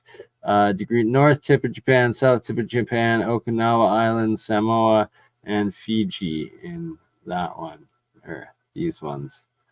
All right, so sorry about the interruption. Name of the site is the Arthur Ferrum. Oh, I guess this actually is yanaguni.ws, but here we go. So I'm posting that. This is what we're looking at right now. Yeah, definitely check that out. And let's get back to Arthur Ferrum. Brought nightmares.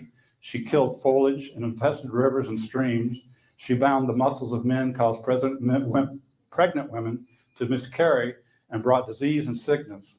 Lamashtu was often portrayed on amulets as a lion or bird-headed female figure kneeling on an ass. She held a double-headed serpent in each hand and suckled a dog at her right breast and a pig at her left breast. She sounds lovely. Yes. Your dream girl. Okay, this is the Anunnaki symbol. And as you can see, they've taken the 8-sided heavenly God symbol, Star and placed Samach, a 4-sided earthly God symbol over the top of it.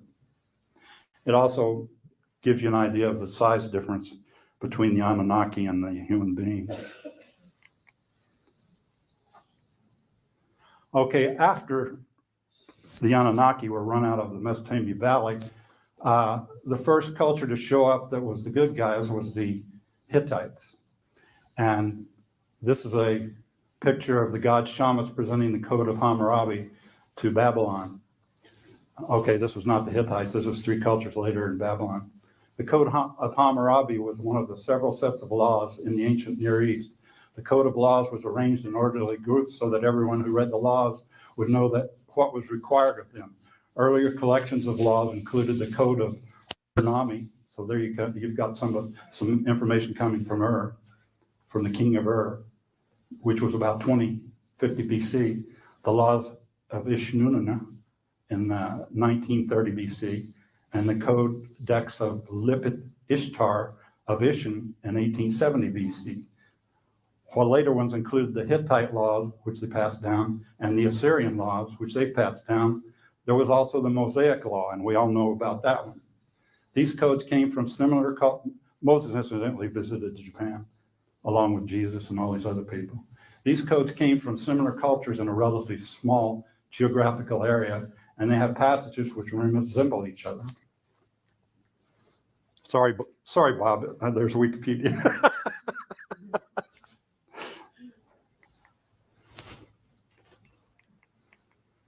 Okay, to show that we're back on track with the good guys, here's the symbols. This is the god Shamash from Babylonia in 1400 BC. You've got the Japanese mum, you've got the earthly god cross, and as you can see, it's surrounded by a halo. And strangely enough, that is the same depiction that appeared in a cave next to a Roman encampment where the Nazarenes were teaching the Roman soldiers Christianity. So it must mean the high God on the earth. And also over here, you see the heavenly God in this text. So by 1400 BC, at least, we were back on track at least in the Mesopotamian Valley. And I suspect that the reason everyone has believed that civilization started in Mesopotamia is because of all the confusion that happened with the Anunnaki. And we really, as imperfect beings, came from these people. And so in effect, we really were created in Mesopotamia, because the people before that were gentle people that did what God told them to do. There's a god Shamash presenting the code of Hammurabi. We're going backwards again. This thing keeps switching itself. Okay, now I've seen a lot of people talk about the Jewish heritage throughout this conference, and I want you to know that the Jews were instrumental in straightening out this mess that the Anunnaki made. And the Jewish religion, or the Jews sorted out the Anunnaki mess. Some of the oldest on the earth that have been continually in practice. And I suspect that the fact that they don't worship a god is because they know the truth, and they're meditating and waiting for a true Savior to come back, which is what they say too. Up here you can see the thunderbird, which evolved in Native America also, but now instead of having an Anunnaki face in it, it's got the Japanese mum back in it. Okay, there's the Anunnaki, and any of the people that you see in this presentation that have wings, they didn't have wings. This just denotes the fact that they could fly in their machines. That makes sense. This has been a point of controversy for many years. People have said, what in the world is that satchel that every picture of an Anunnaki has? Well, I think we have the answer right there. Those are poppies that you make heroin out of. And research has shown that the first evidence of heroin on the face of the earth was in the Mesopotamian Valley at the same time the Anunnaki were there. Now, there's a 20-foot tall skeleton found by a team of archaeologists in Australia. Now, all the articles I've read about giants and bones found say they're all hoaxes, and probably a lot of them are, but here you've got a team of archaeologists studying this one, and he's 20 feet tall, and if it truly is archaeologists, it's probably true. There's a leg bone of a giant in the Greek Museum. Okay, one of the practices of the Anunnaki giants after they left was they carried on their hell raising. And here you see all over the world depictions of the giants eating people, which is even the Native Americans talked about giants that would eat their people, and they stayed out of the cannibalistic savage giants. There are stories of them all over, and it's kind of terrifying. I always just wish that that's not what we encounter if and when we encounter some next. Forest where they were.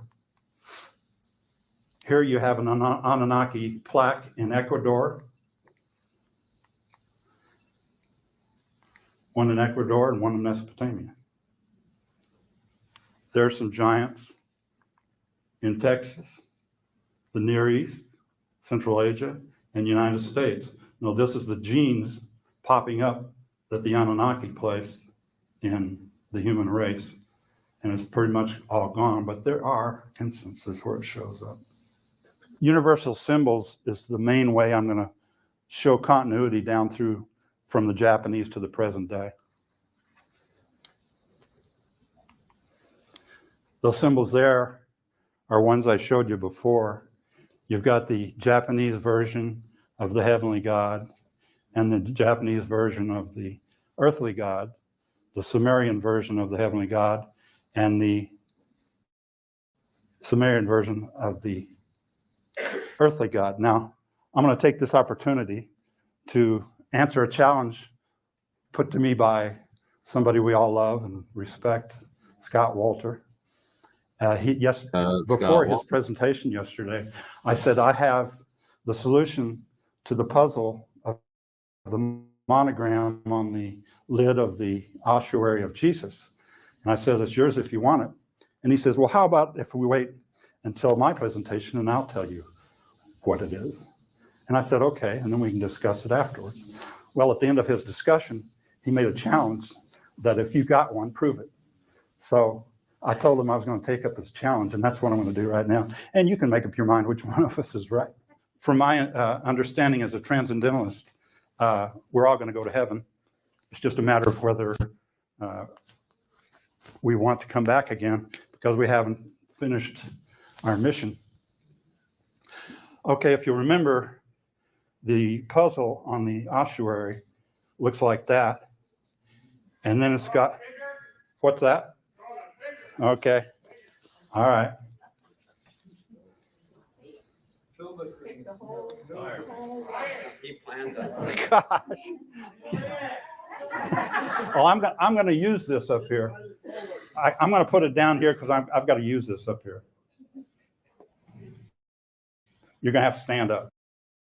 Oh my, this is some real history. This was 2015, and Scott Walter and Arthur Fairham at the same convention. That's epic. I really need to get a hold of Arthur Fairham.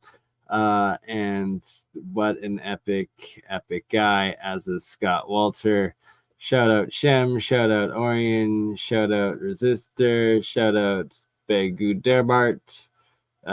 Shout out Careless Whispers, shout out Beneficial TV, Flat Earth Randy, WPG Lighting for Truth 2, Gerald, Matt G, Rhonda Butterfly, Tranquil Vortex, New West Reset Frankie, KGV London Man, and I believe Abbott Huffman, Wally Foxtrot Tango, Stefan Callan, Alien Girl 111. Have I missed anyone? I think I got you all. Calex joining. Shout out to you as well, brother. And with Alex, there we go. Let's continue on.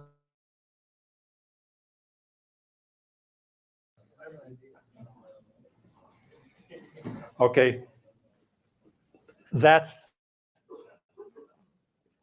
You got the earthly God and the heavenly God.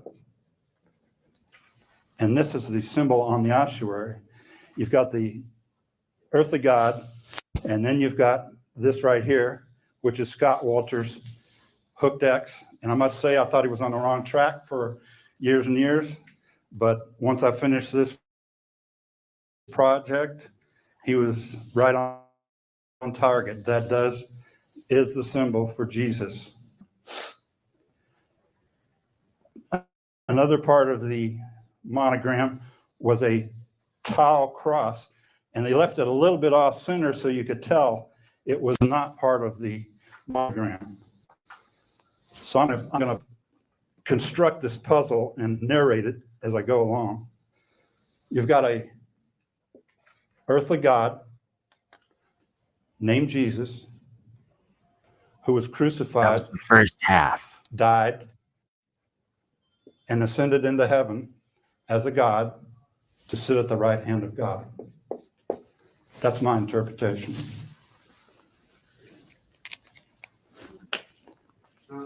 You used the term. All right, so I paused that right there. So earlier on in this presentation, at the start, Arthur Fairham was showing in this cross how you rotate around, and it dictates from Sumerian to modern language and different symbols, and reading all the different discs, whether it's a command or rule that comes from above, from the heavens, from the demigods or aliens, or from Earth, from an earthly command from humans, and that here he's confirming Scott Wolter's research about the Jesus cross and deciphering it and confirming it with him. So quite fascinating. Hadn't seen this before. Let's continue on. Right hand of God, but you drew your symbol on the left side of your God symbol. If God's sitting on the throne looking at you, that's to be the right side. If he's sitting looking at you, that's his right side. He's facing us. Yeah, if he's facing you, which he would be doing if he was on a throne. Okay, here's those symbols again. And the reason I put them up there again is, as you can see, we have a chronology down through time of the heavenly God symbol. Ancient Japan, ancient Sumeria, Buddhist, Coptic, King Solomon, Byzantine. These are 8-pointed. This is 4-pointed. Even Catholic, even though I won't tell you the truth about the presentation that I'm giving, know about the earthly God symbol. But if they told us about it, they'd lose control. To push this home, this is Axum, Ethiopia, where the Ethiopians are supposed to have taken the Ark of the Covenant, and in this building where it was supposed to have been housed, you can see the heavenly God here, and the earthly God here, and the heavenly God here. And this is the back of the building. Here you've got the heavenly God here, and the earthly God here, and the heavenly God here. So this is pervasive throughout religion down through time. And if nothing else, this presentation is an argument for world religion because we're all worshiping the same people. This is one of the churches. They have 11 churches in Ethiopia that are cut out of solid rock below ground. And look at the roof. The roof is a symbol of the earthly God. Good morning, everyone. I love this one. I don't know how old it is. It's probably pretty old because it has the really ancient Japanese symbols for the heavenly God and the earthly God on it. And I don't know if that's Egyptian. Does anybody know if that's Egyptian? I didn't think it was. It's probably Jewish or some other. That's a wild story. You gotta come on and tell that sometime, Rorian. Okay, here's the Ainu of Japan, and they've been relegated to an Aboriginal tribe, just like the tribes in Australia. But on his sword here, you can see the sun disk with mums in the center, and the teflon on his headdress, just like the Jewish teflon. I have wondered my whole life where the Plains Indians came from, because they don't look like anybody in the rest of the world that I know of. And they're very striking people and definitely different than most. But watch this. These both are Japanese Ainu. Here's a Canadian Ainu. The Ainus, just to push home the fact that they were all over the earth, there are Ainu tribes. The Ainu tribes of Japan and Canada. Never heard of them before, and that's amazing. I believe that, Ryan. I believe that. That's freaking hilarious. Amazing and awesome, and glad you had a good time. And all right. Yeah, I knew. Just like the Anunnaki.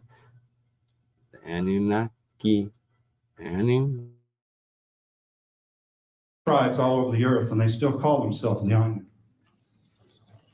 If you look here, you see the sun disk with the mom. Over here, you'll see the sun disk with the mom, and more importantly, you'll see the symbol of the earthly God here, and this scroll work you'll see in a lot of places. In fact, here we are in Japan and here we are in Canada, and you've got the same work. This is the Sulawesi tribe in Indonesia, and Indonesia used to be part of the Japanese Empire back StreamYard, private. in ancient times. What I put this in there for Or is Zoom. to illustrate the facial features of the Indonesians. Here's an American Plains native, a Hopi Indian. Like I said, I think they're closer Have a to blessed day. the real spirituality than any of the other tribes, although all of them are pretty spiritual. And the reason I've got this in there is there's your God symbol, and here's your mom's. See if there's anything else there. No, I don't think so. Okay, here's a pair of Plains Indian moccasins. If you notice, there's a Jewish pyramid with the Eye of Horus in the center. You've got the Egyptian step pyramid. You've got a throne like was found in Russia. You've got the Celtic pyramids with the entrance on the side, and you've got the earthly god symbol here. So it kind of proves that they knew what was going on. The Thunderbird, I'm sure that's near and dear to all you guys' heart. It was used to well, just what it says there, a symbol of power. There's a Thunderbird that was unearthed from Göbekli Tepe, 10,000 BC, and there's a Native American Thunderbird, pretty close. And there's a number of other ones I have. When I first put this together, it was a 4-hour presentation, and I had to cut it down to 1 or 1.5 hours. So you're only seeing a quarter of what I got.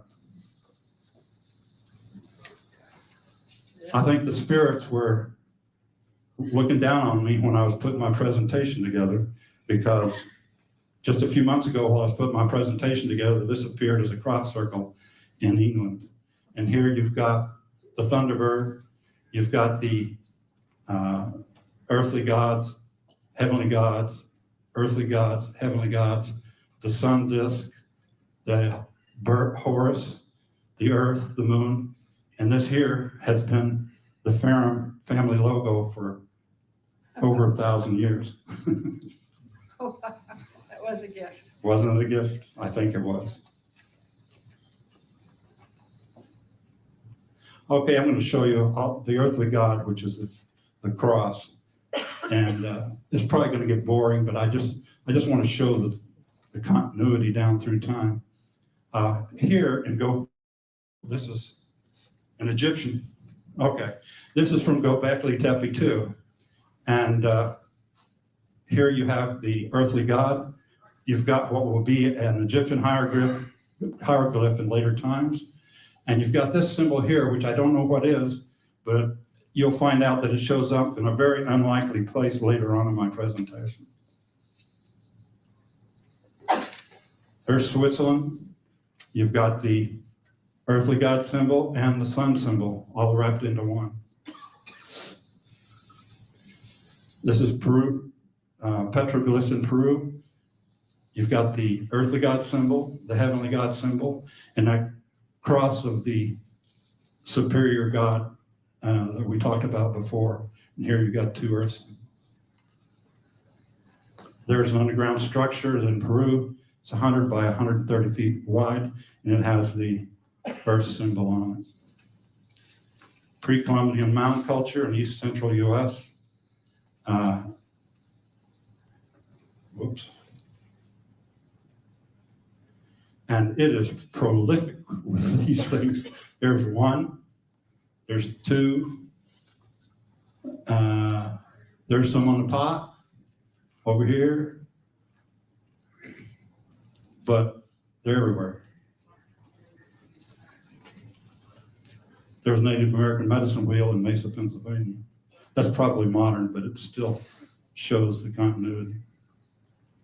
antiquity, some of the things that dug up from the past. Once again, we'll go to Gobekli Tepe. And you've got the bird worshiping the sun and the bird worshiping the sun. So, and they're 9,000 years apart. There's Gobekli Tepe again. You've got the hands and the buckle and the phallic symbol. You'll find, I found, and they're not all up here, that all through these statues in early time, like in 10,000, 8,000 BC, there was a whole lot of phallic symbols because it was the time when the people were trying to replenish the earth. And if you remember in the Bible, it says, go forth and multiply. Or a time when everyone became here we a have dick. One in 10,000 BC and one in 3,000 BC. A stone dick, nonetheless. Go back to Tepe, 10,000 BC, with the cross, a phallic symbol from Gobekli Tepe. Now this is interesting, and you're going to see some more of this later. These here, apparently, are heavenly gods that came down to visit these other people. And you'll notice they've got the 8 lines that shows they're heavenly gods. And these must be holy men. And you've seen halos on a lot of medieval pictures and stuff. This has this type of halo, and the rest of them have this type of halo. And notice there's no lines in it, which would indicate they're just holy men. Now, if you look at this, you've got the Catholic the heavenly God. You've got the Catholic earthly God, or Lord, whichever you prefer. And over here, just like on the Australian wall cave painting, you've got the holy man, and here again, Jesus with the earthly God. So they know what's going on. They're just not telling us. Here's another continuity of buildings down through time. You've got these different pyramids, and they all have 3 doors on it as an entrance. That's a lot more than a coincidence. The all-seeing eye of God, once again, shows continuity. The Sumerian, the Egyptian, the Jewish, and the United States shows that our bosses know what's going on, but they ain't telling us.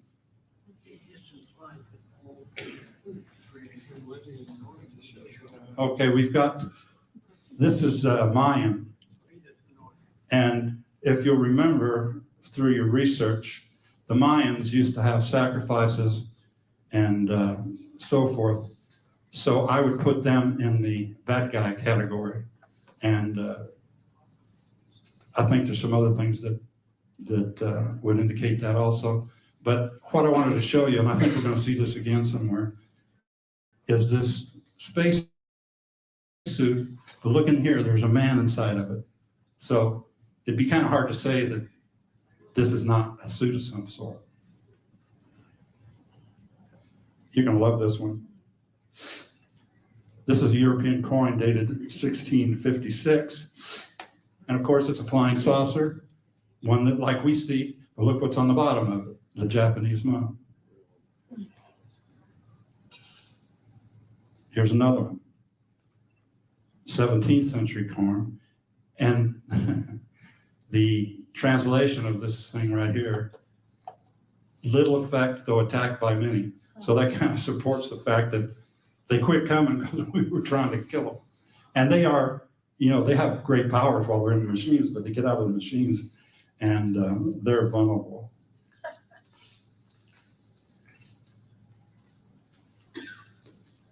Here's a space vehicle on a Egyptian tomb, probably supported by some sort of magnetism or gravity. But the point is that there's a mom right there. Okay, how many people have seen this picture here? Okay, not as many as I thought. This is a very famous picture that happened, that was painted in late European 16th century. And all the descriptions of it, when you read them in any book you see it in, says, just like in the Hindu text, they thought it was spaceships fighting each other because of the crashed spaceship here.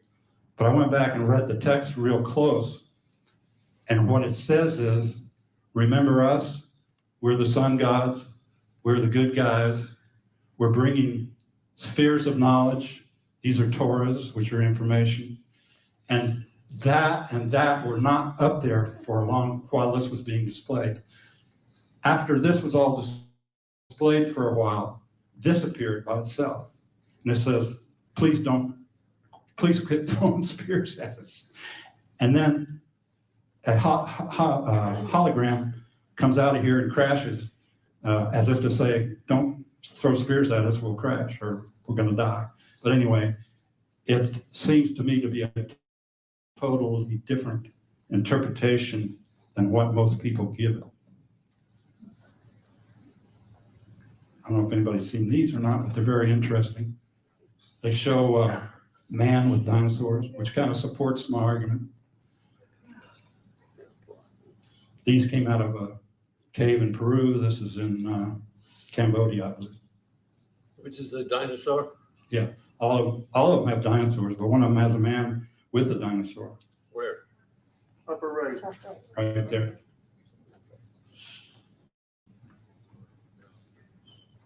And these couldn't have been fake because there's over 50,000 of them.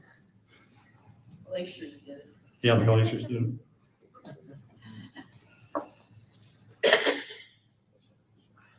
There's a petroglyph in Winnemucca, Nevada. It's got the Japanese monk.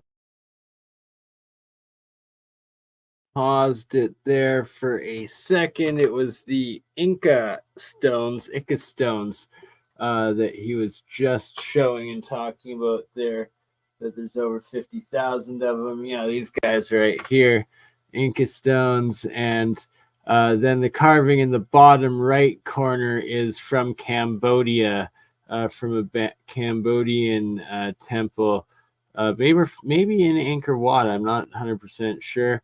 Either way, let's get back to it.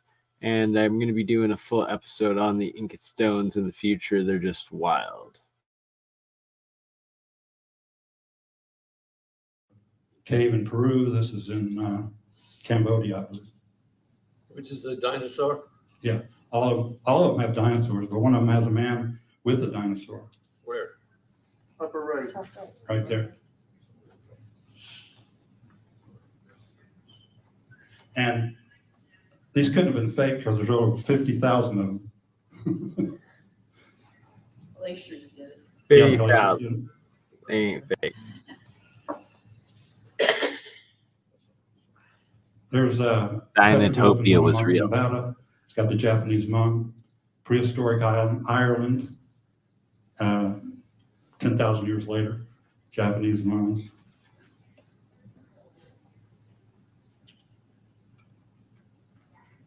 Now we had a blank. This is geoglyphology, and this is what I told you that I discovered that is an ancient science that was used to denote territories. All right, so pausing it here because this is super important. Let's hear what Arthur Ferrum has to say about geoglyphology, and this is his discovery.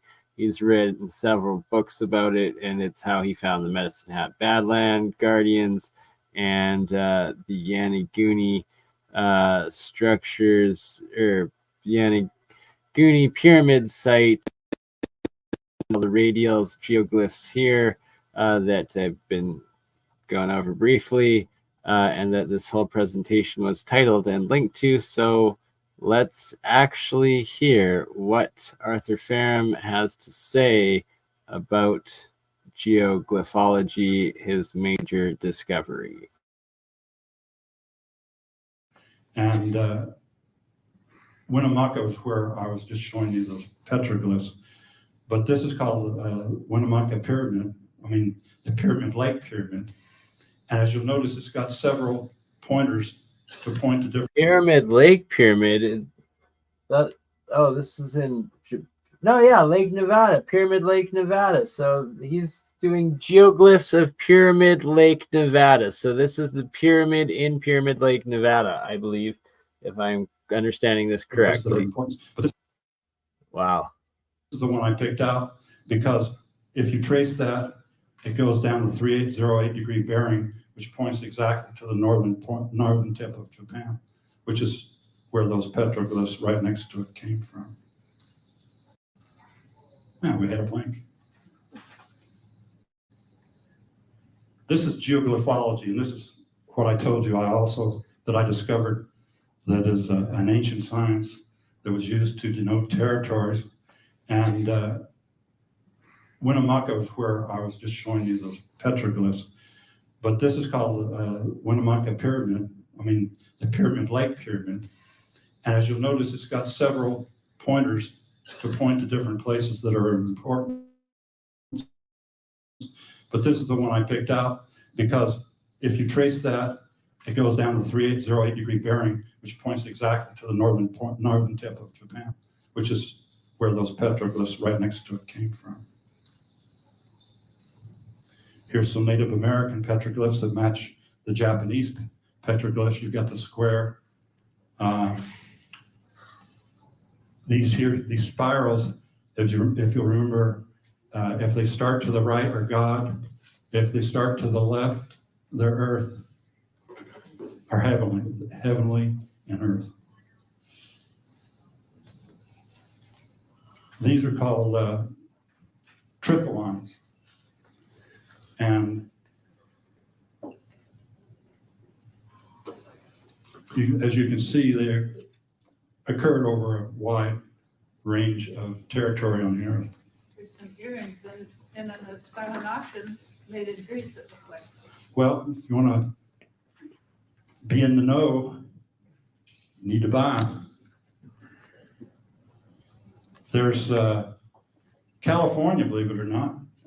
There's an earthly God with the sun, and here's the sun with the rays sticking out.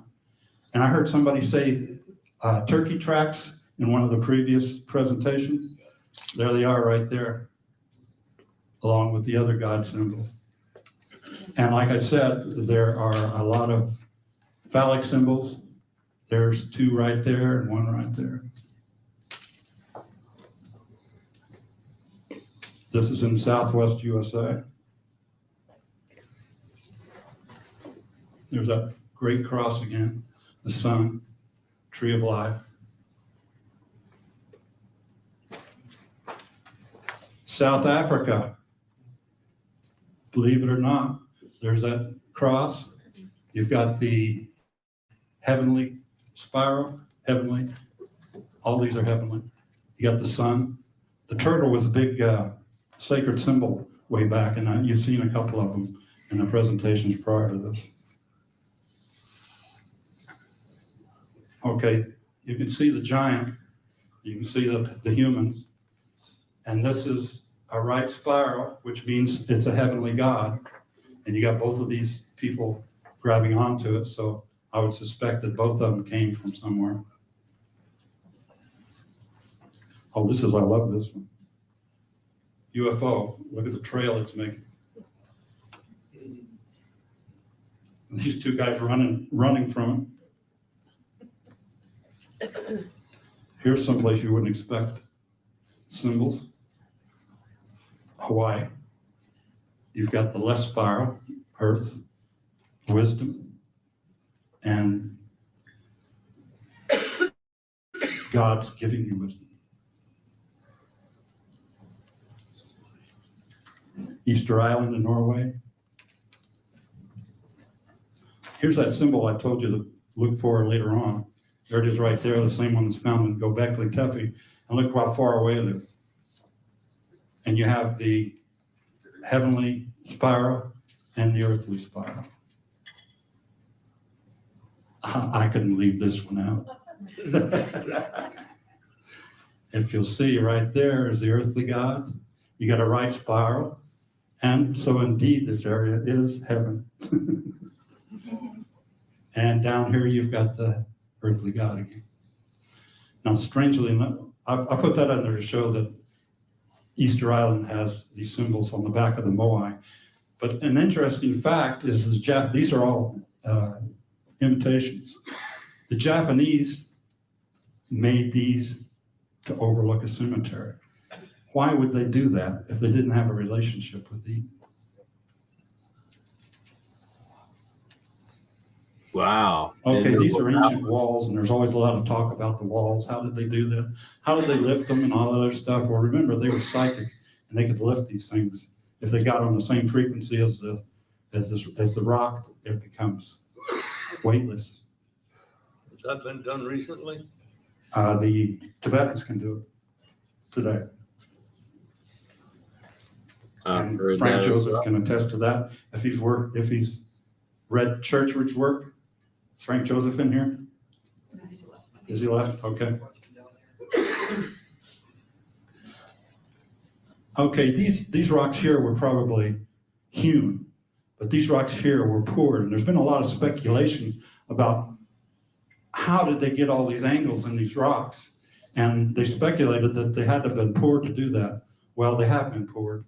And these, you'll see these on all of them. And what these are is air holes, because when you pour it into the mold, if you didn't have air holes, you'd have air pockets down here in the bottom. So anytime you see these, you know that it was a poured rock. Or Geopolymer. Interpretation of that Peruvian.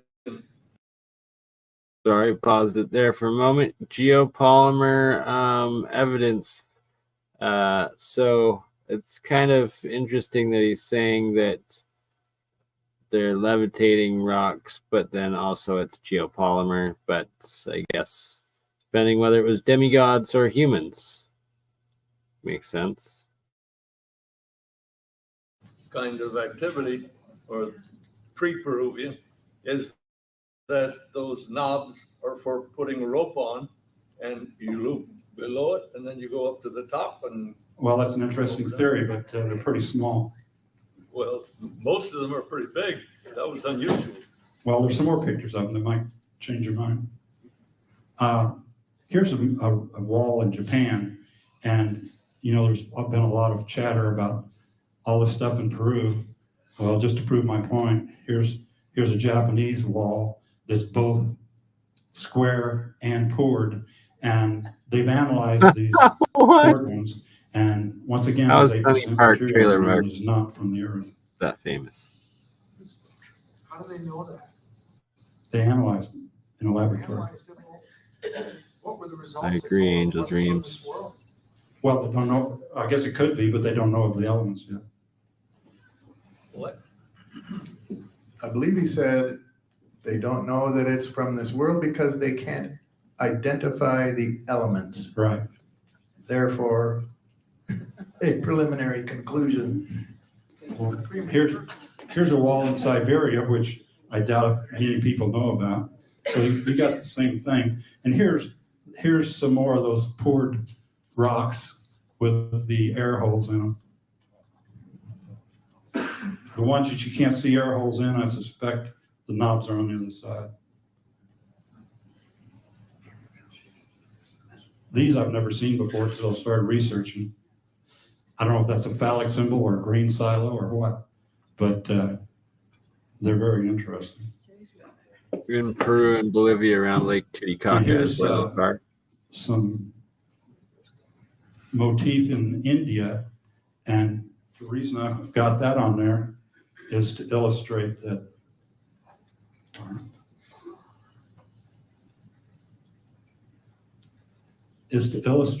the mums, which means there are 3 races in the world that advise not marrying outside their race. One's the Japanese, one's the East Indians, and the other one's the Jewish. And strangely enough, those are the same 3 races that were involved in the Anunnaki debacle when that happened. And I suspect that they impose those rules so they don't get their gene pool polluted with people like us. We have a lot of evil traits, but we're able to control them with our intellect. And thank God. But there's some people that may not be. Now, what were the three ones? The what? What were those three? The images I'm not savvy on, but what I did it for is to show the mums, the Japanese mums. I rewound that last little part because it is so crucial Just to right here. What he illustrate has to the say. mums, which means there are three races in the world that advise not marrying outside their race. One's the Japanese, one's the East Indians, and the other one's the Jewish. And strangely enough, those are the same three races that were involved in the Anunnaki debacle when that happened. And I suspect that they impose those rules so they don't get their gene pool polluted with people like us. We have a lot of evil traits, but we're able to control them with our intellect. And thank God. But there's some people that may not be. Now, what were the three ones? The what? What were those three? The images I'm not savvy on, but what I did it for is to show the mums, the Japanese mums. Okay, this has been on TV a lot, on Ancient Aliens. And it's been speculated that these are faces of all the cultures around the world. And I have to subscribe to that because now we know that the Japanese teachers went all over the world. And this is probably a compilation of all the people that they were teaching. Okay, here's some monoliths that looks like they were cut with lasers. And we've seen these before many times. But you may not have seen these. These are both in Japan. And they look just as spectacular as the other ones. Look at the alignment. It doesn't look straight till you put a ruler on it. There's one in Alexandria, Egypt. Now, why would anybody make a sewer pipe or whatever that is by taking a big block and cutting the pieces off around it? There's another ancient drill. Oh, I love this one. This is very descriptive. You have Turkish tombs down here, and you got Japanese tombs up here, and they display the exact same qualities.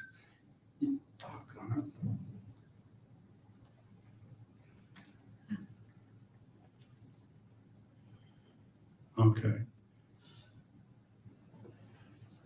Here was an important person, and you can see it has a place for a statue here. And down here was an important person, and you can see the sculptures up here. But the important people got 3 arches. The less important people got 1 arch. This guy didn't get any. There's 1 arch, 2 arches, 3 arches, 1 arch. But that kind of ties both Turkey and Japan together. A lot of people don't think there's cut stone in Greece, but there you go. Iran, India, that's polished stone. Okay, geoglyphology. Now I'm wrapping this up. This is the science that I discovered about 6 years ago that is able to describe territories as large. Boom. Pausing it here again, taking notes. He's about to explain geoglyphology. So he's going to explain this system of Yanaguni here with the Yanaguni pyramid and different angles and the radials of it. mapping it all out. This is what we've been waiting for. Without further ado, here we go. Just continents. And what I discovered when I first, no, it's not there. When I first showed you the Japanese territories that they taught in, they were following the longitudinal lines around the earth. And I suspect that got tiresome because it cuts across a lot of different land. But later on, and you can look in Plato's Critias, that the lands were divided up amongst Plato's brothers and sisters, and each one was given a piece of land. And I suspect this is when it switched from longitudinal territories to geographic territories. And what geoglyphology does, it describes whatever territory it is that the maker wanted to describe. And I'll give you some illustrations here. Okay, that's the Etruscan tombs of 800 BC. And incidentally, the Etruscans and the Celts went together to fight the Roman, not the Empire, but the Roman Republic was before the Empire. But they worked together to defeat the Roman Republic, but then eventually the Romans got strong enough to drive them out. And the Etruscans founded Portugal, and the Celts founded Galatia. And the border between the two is the oldest border in Europe. Now, if you'll notice all these little notches, these are very similar to Celtic tombs in Ireland. Watch what happens if you extend those notches out using Google Earth. You get the Etruscan Empire. So anybody that says that the Etruscans weren't going across the ocean just hadn't looked at this. They identify specific spots around, geographically identifiable spots around the world.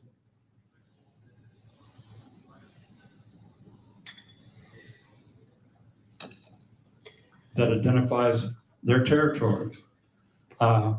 This particular one goes to the tip of the Mediterranean. That one goes to the tip of an island. That one goes to the tip of an island.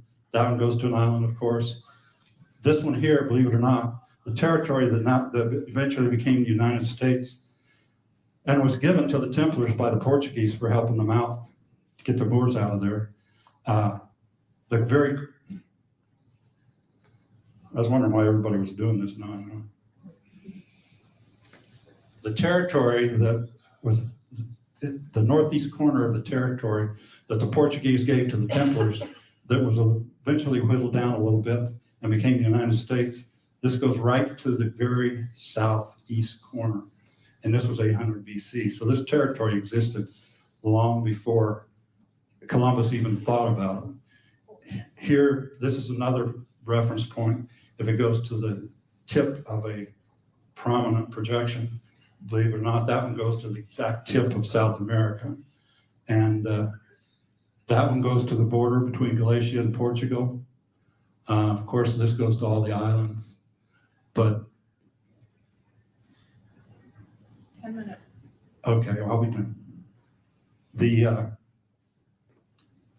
The reference points that tell you when you're at the end of the line could be an island, the highest mountain in the range, a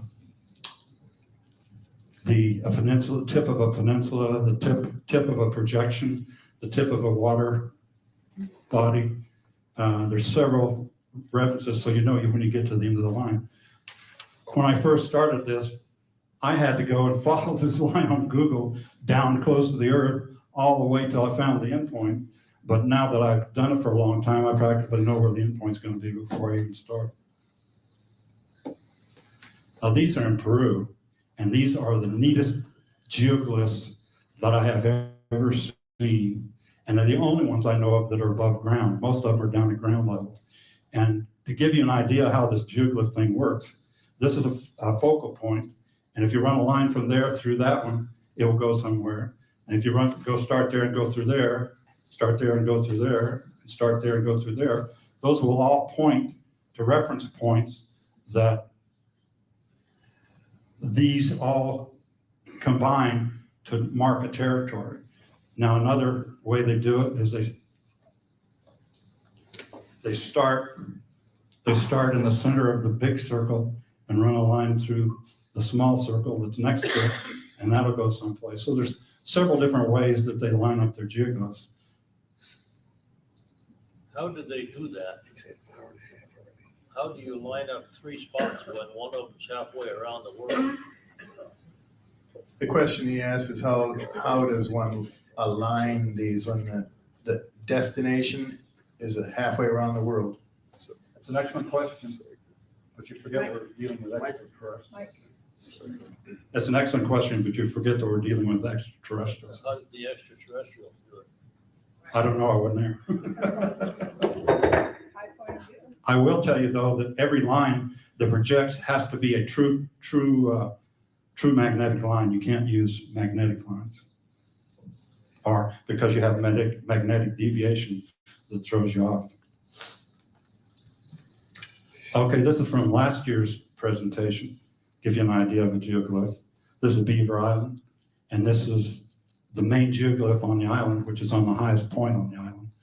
And if you run a line from there through there, it points to the Templars put that there. But if you run a line from there through there, it goes to another Templar island over where I think it's the Ottawa River comes off of St. Lawrence Seaway. Is that a straight line? Yes, it's following the curvature of the earth, but it is a straight line. There's Corral, Peru, and this is another way you can make a geoglyph. Is the edges of the building. It's hard to tell by this, but you can see right here, there are none of the edges of these rooms that are parallel. They're all pointing in different directions. This makes it a little easier to see, but still, since it was drawn by somebody that wasn't familiar with what I'm talking about, it's a little bit difficult to see because I'm sure they did parallel lines on most of these. But you can see that's not parallel there. That's not parallel. None of these lines are parallel, but they made them parallel because they didn't know about what I'm talking about now. Okay, this is what the subject of my speech was going to be about until I got into studying Japanese history. Remember, I pointed out that was the territories the way they did them to begin with, and then they divided them up. And what the Yonaguni Pyramid does, it designates one of the territories that Plato talked about. And I found every territory on the face of the earth that were given to Poseidon's brothers and sisters. And I know I'm correct because they all fit together like a jigsaw puzzle. They all butt right against each other, none of them overlap. This is Yonaguni Island. And this just off, Japan used to own this, but now it belongs to Taiwan. But it gives you an idea of where Yonaguni is. This is the very last southern island owned by Japan currently. There's a face overlooking the Yonaguni Pyramid, which is underwater. There's the Yonaguni Pyramid as it sits today, under about 20 feet of water. A lot of people say that the pyramid was formed by nature. When you see structures like this in the pyramid, it's kind of hard to deny them. I'm wondering if that's an orb or a bubble. This is another pyramid, which is like a Mayan pyramid that's not too far away from the Yonaguni. I believe this one is off of Okinawa. Here's a face that's built in. This is Yonaguni Pyramid with people diving on it. And as you can see here, there's a very, very well-defined face of a warrior or something here with the headdress, the feathers, the eyes, the chin, the mouth. And here you've got the exact same, even the eyes are the same over here. It's the exact same thing on Easter Island. This is 10,000 BC. This is 980. The face on the left underwater, What's that? the face on the left underwater. Correct, yes. Wow. So not a lot of people are aware of the carving at Yanagooni pyramid, but I guess that is because they don't want people to know about it, because then that automatically adds a level of, yeah, someone carved it before it went under the water, and well, if they carved that, they probably carved the whole thing. Also interesting. Oh, much love, Tranquil Vortex, Sister, 2:20 in morning. Get your sleep. Sweet dreams. God bless. Thanks for joining in, and we'll catch you on the next one for sure. But yeah, Arthur Fairham saying that just extending the radials out from where they are, and on the pyramid sides, as well as the earthenworks. And also the Easter Island face carved in. Didn't know about this guy either. Gonna have to It look was a more well into water it. home was made. Okay, that's what the pyramid looks like from the side. And when we talk about giants back in the old days, these steps are very, very tall. But then again, all of these lines, none of them are parallel, and you can see it right here. That's a view from the top. And as you can see, none of the lines are parallel. They all point somewhere.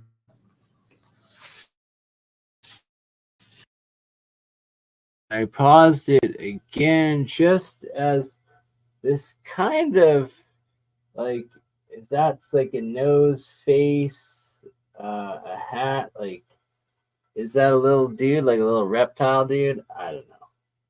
That could There's just where be they point once you run them out. And those lines depict the Japanese Empire at the time this was built, which was between 8 and 10,000 BC. There it is. That's the empire that the Yanagooni Pyramid points out. Now, you're going to see the next picture, which is the area that the Japanese were trying to conquer during World War II. And it's almost identical to this. I'm sure that they were trying to recapture their old territory. What confirms this is there's a little island right there that we owned at the time called Attu Island. It's barren. It's only a couple of miles across.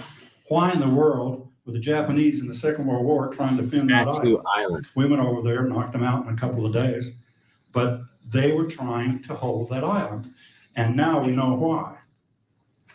Now, I don't want to interrupt, but I do have to let you know your time is up.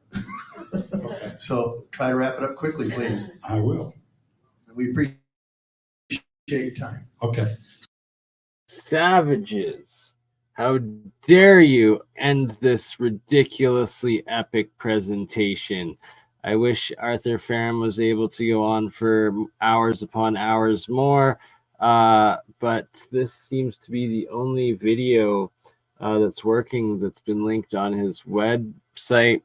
And, well, that's the last map up there showing Japan's empire during World War II, and like he was saying, replicating exactly what's mapped out at the Yanagooni Pyramid underwater. I guess let's listen to the last minute or two that we have left here. Minute and a half. All right. There's the World War II, area, and I think they would have succeeded in getting their land back if they hadn't attacked Pearl Harbor or gone into China. I think we'd let them have it. Okay, there's a phallic symbol on the north end of the thing. There's a complete description of the male and female reproductive system. I suspect the male would have gone here. This is a bath, taken a bath, gone down here, got on this altar. The female would probably started here, gone through here. That's a bath that she would have got on the altar. before the Anunnaki got involved, the Japanese would select 2 of their best subjects and marry them to improve the race.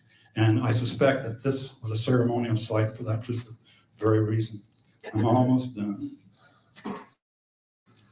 There's Göbekli Tepe, and I suspect that these round structures were sexual ceremonial sites because there are phallic symbols there too, as you can see. Ended There's on a Walpurgis. phallic No sexual note. artifacts have ever All been right, found Arthur. there, but you see here's another auditorium for possibly sexual activity. There's Chocolate Canyon that didn't come out. They That's got, funny. as you probably know, they've got circles there too. There's my references. That's it.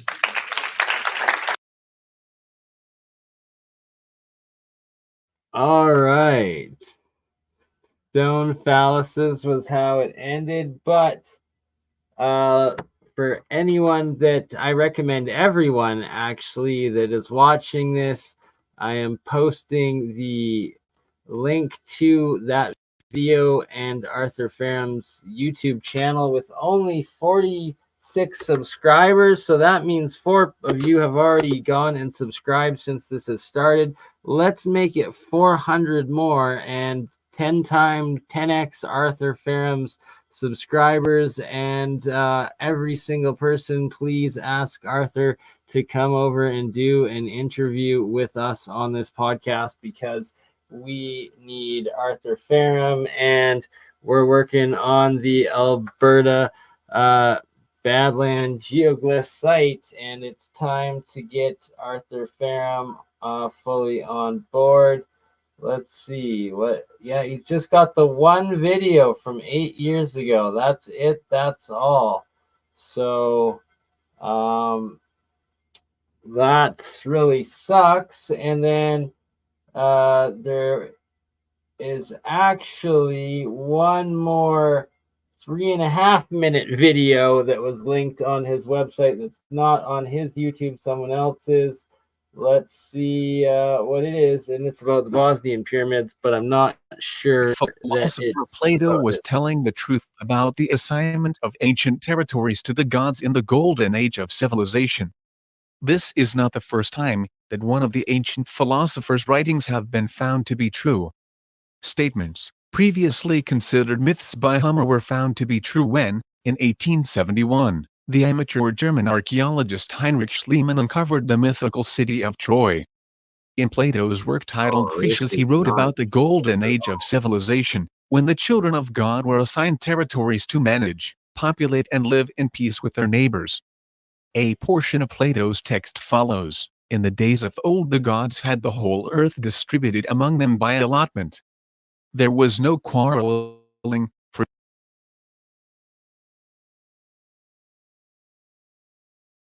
Alrighty, we are gonna stop sharing that one because, well, that was not Arthur Farham, and that was just harsh on the ears for everyone. Once again, it was the Arthur Farham Foundation website that we were looking at right here, and for anyone interested in this, here is the website to check out all of Arthur Farham's work. And let's go like this, like that. And for instance, the Badland Guardians that he discovered through geoglyphology, and that the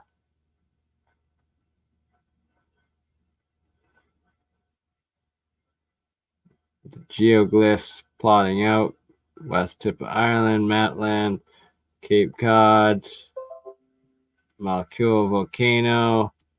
Oh, no worries, Shem. I sent Shem the link in case he was interested in joining, but he is at work, so he cannot. But maybe he'll join us tonight with the Hans Dietrich Woo Woo Wednesday episode coming out. It's Hans Day tonight.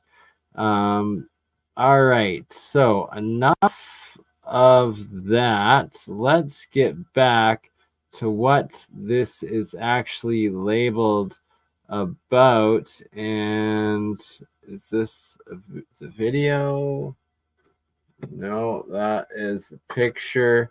Wrong one. So, oops, don't want that button. We want this button.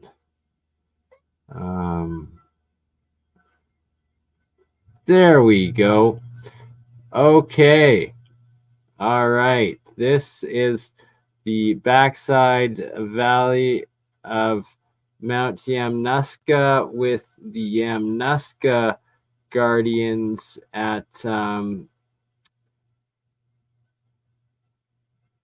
well, the Mountain Guardians. Sorry. Whoops, doodles. Wrong button. Okay. Let's hit play. I believe this is the first time I discovered these. First time recording them. The first hike on the backside.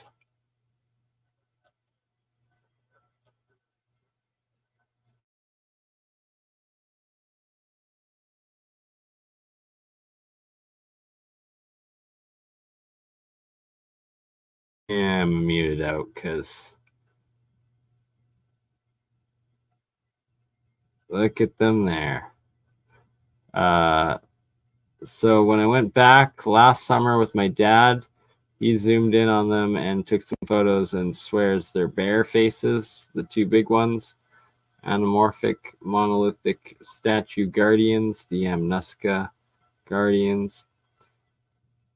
And as there we go. So strange geology, all parallel lines going throughout a lot of it. And then there's the stairs, the carved stairs. Oh, could that be a guardian, maybe? Or I just suffer from immense delusional pareidolia. Oh, darn it, I didn't pause it there. So there could be one on that side right there too, and one right there too, potentially, but that also could be nothing. Let's get to the actual guys at the bottom here. There we go. Okay, the monoliths. And then there's the elongated skulled head figures over here. Who knows how big they actually are. And they messed up the video and it's frozen. Darn it. How do you spell Faram? Faram. Arthur Faram.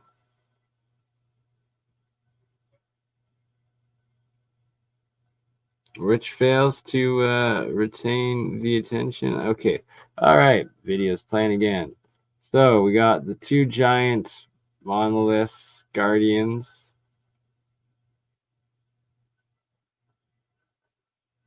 That, or is it not playing again? Son of a gun. Annoying.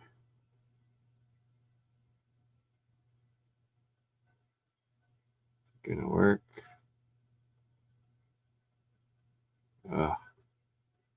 Whatever. Stephen A, what's up? Good morning. Happy Woo Woo Wednesday.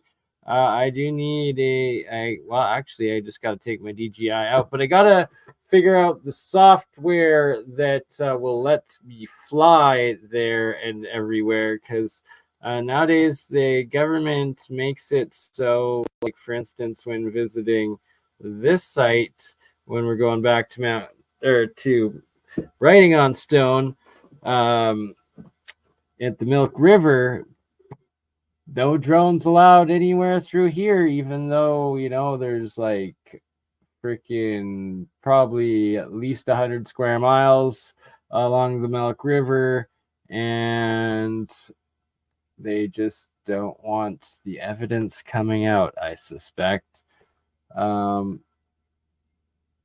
My computer is really acting slow right now. That's getting lame. I guess we are also at 3 hours in, a full hour longer than I was anticipating going. So on that note, maybe unless I get a substantial donation, we will probably cut her off pretty quick here and call her a day. Here's from the Cowboy Trail, the parallel sandstone layers, possible pyramid mound structure. There we go. That's from better angle of it, but that looks like terraces, like a stacked step pyramid, potentially mound.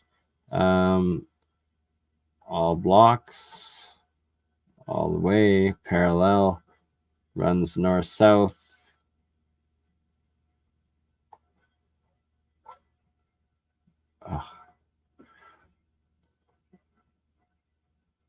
Oh, there we go.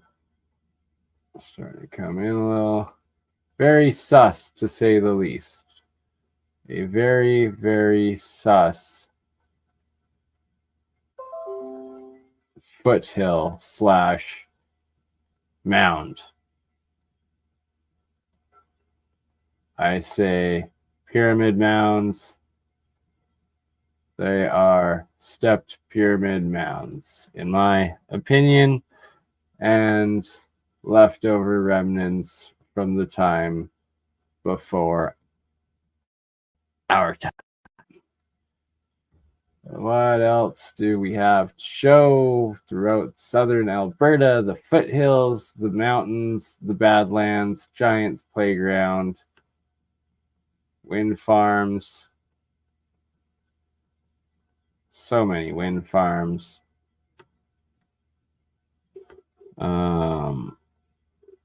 We're gonna stop that one, and then let's see. We've got this one. Here we go. Boom. Writing on stone, UNESCO site. Several of these petroglyphs dated to several thousands, like 4,500 BC. And then there's some as old as 10,000 BC, supposedly, I believe. Definitely that, if not older, but confirmed officially.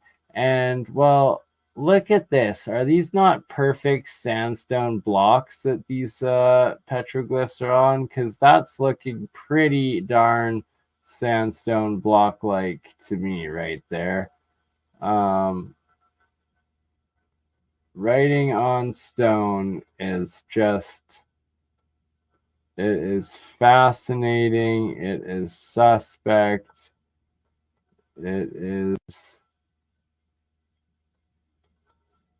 interesting.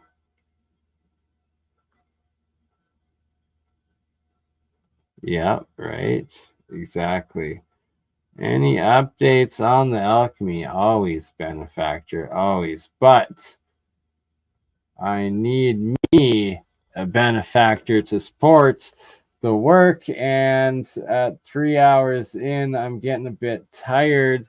I'm going to need an incentive of a donation. If y'all want a full alchemy update on this episode, the difference between, you know, the blue and the white. We got blue and white. I guess if I had, you know, white light going on, you could see the color better. There we go. Dioxide, poisonous. Diatomic, poisonous. Don't want it. Monatomic. Very good. Very good. Want that one. Okay, but back to wrapping up what we got at Writing on Stone. It's just so beautiful, so amazing. That, I believe, looks like a wall of a former building. Very suspect to say the least. Very, very suspect. Just amazing, epic, awe-inspiring sight. I suspect it's just like Cappadocia, which it looks like and resembles, only in southern Alberta at the US-Canada border and the Milk River. Yeah, anywho, Alex got to go back to work. Alex, get to work. Much love, everyone. 36 still watching. All right, we'll finish it off with a little video.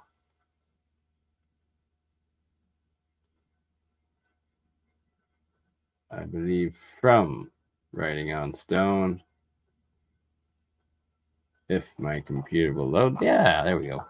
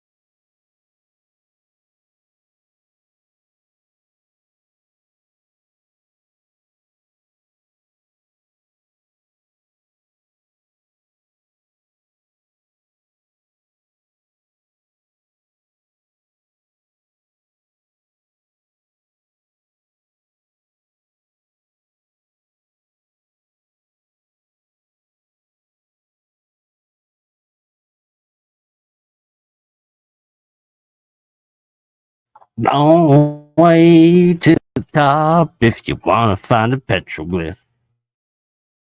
I guess that was my song when I was there. And you can come sing it with me, and us all be there. Oh, what was that? There we go. This August or early September, probably late August, maybe early September, most likely August, we will be going back to Writing on Stone, and also this wonderful place. This is Red Rock Canyon in Waterton National Park. Just as epic, along with the Medicine Hat Badland Guardian site, as well as Red Rock Coulee, not to be mistaken with this site, Red Rock Canyon. We're going to both. Both are absolutely amazing. Both are epic. We're going to finish off with this little teaser right here. And if you want to help Bernie get back here, please donate. And on that note, thank you all for watching. And we'll see you on the next one later tonight, a Woo Woo Wednesday. And ta-ta. for now. You crazy mother. Yeah. It's just Bernie. Hey, Bernie, just like that.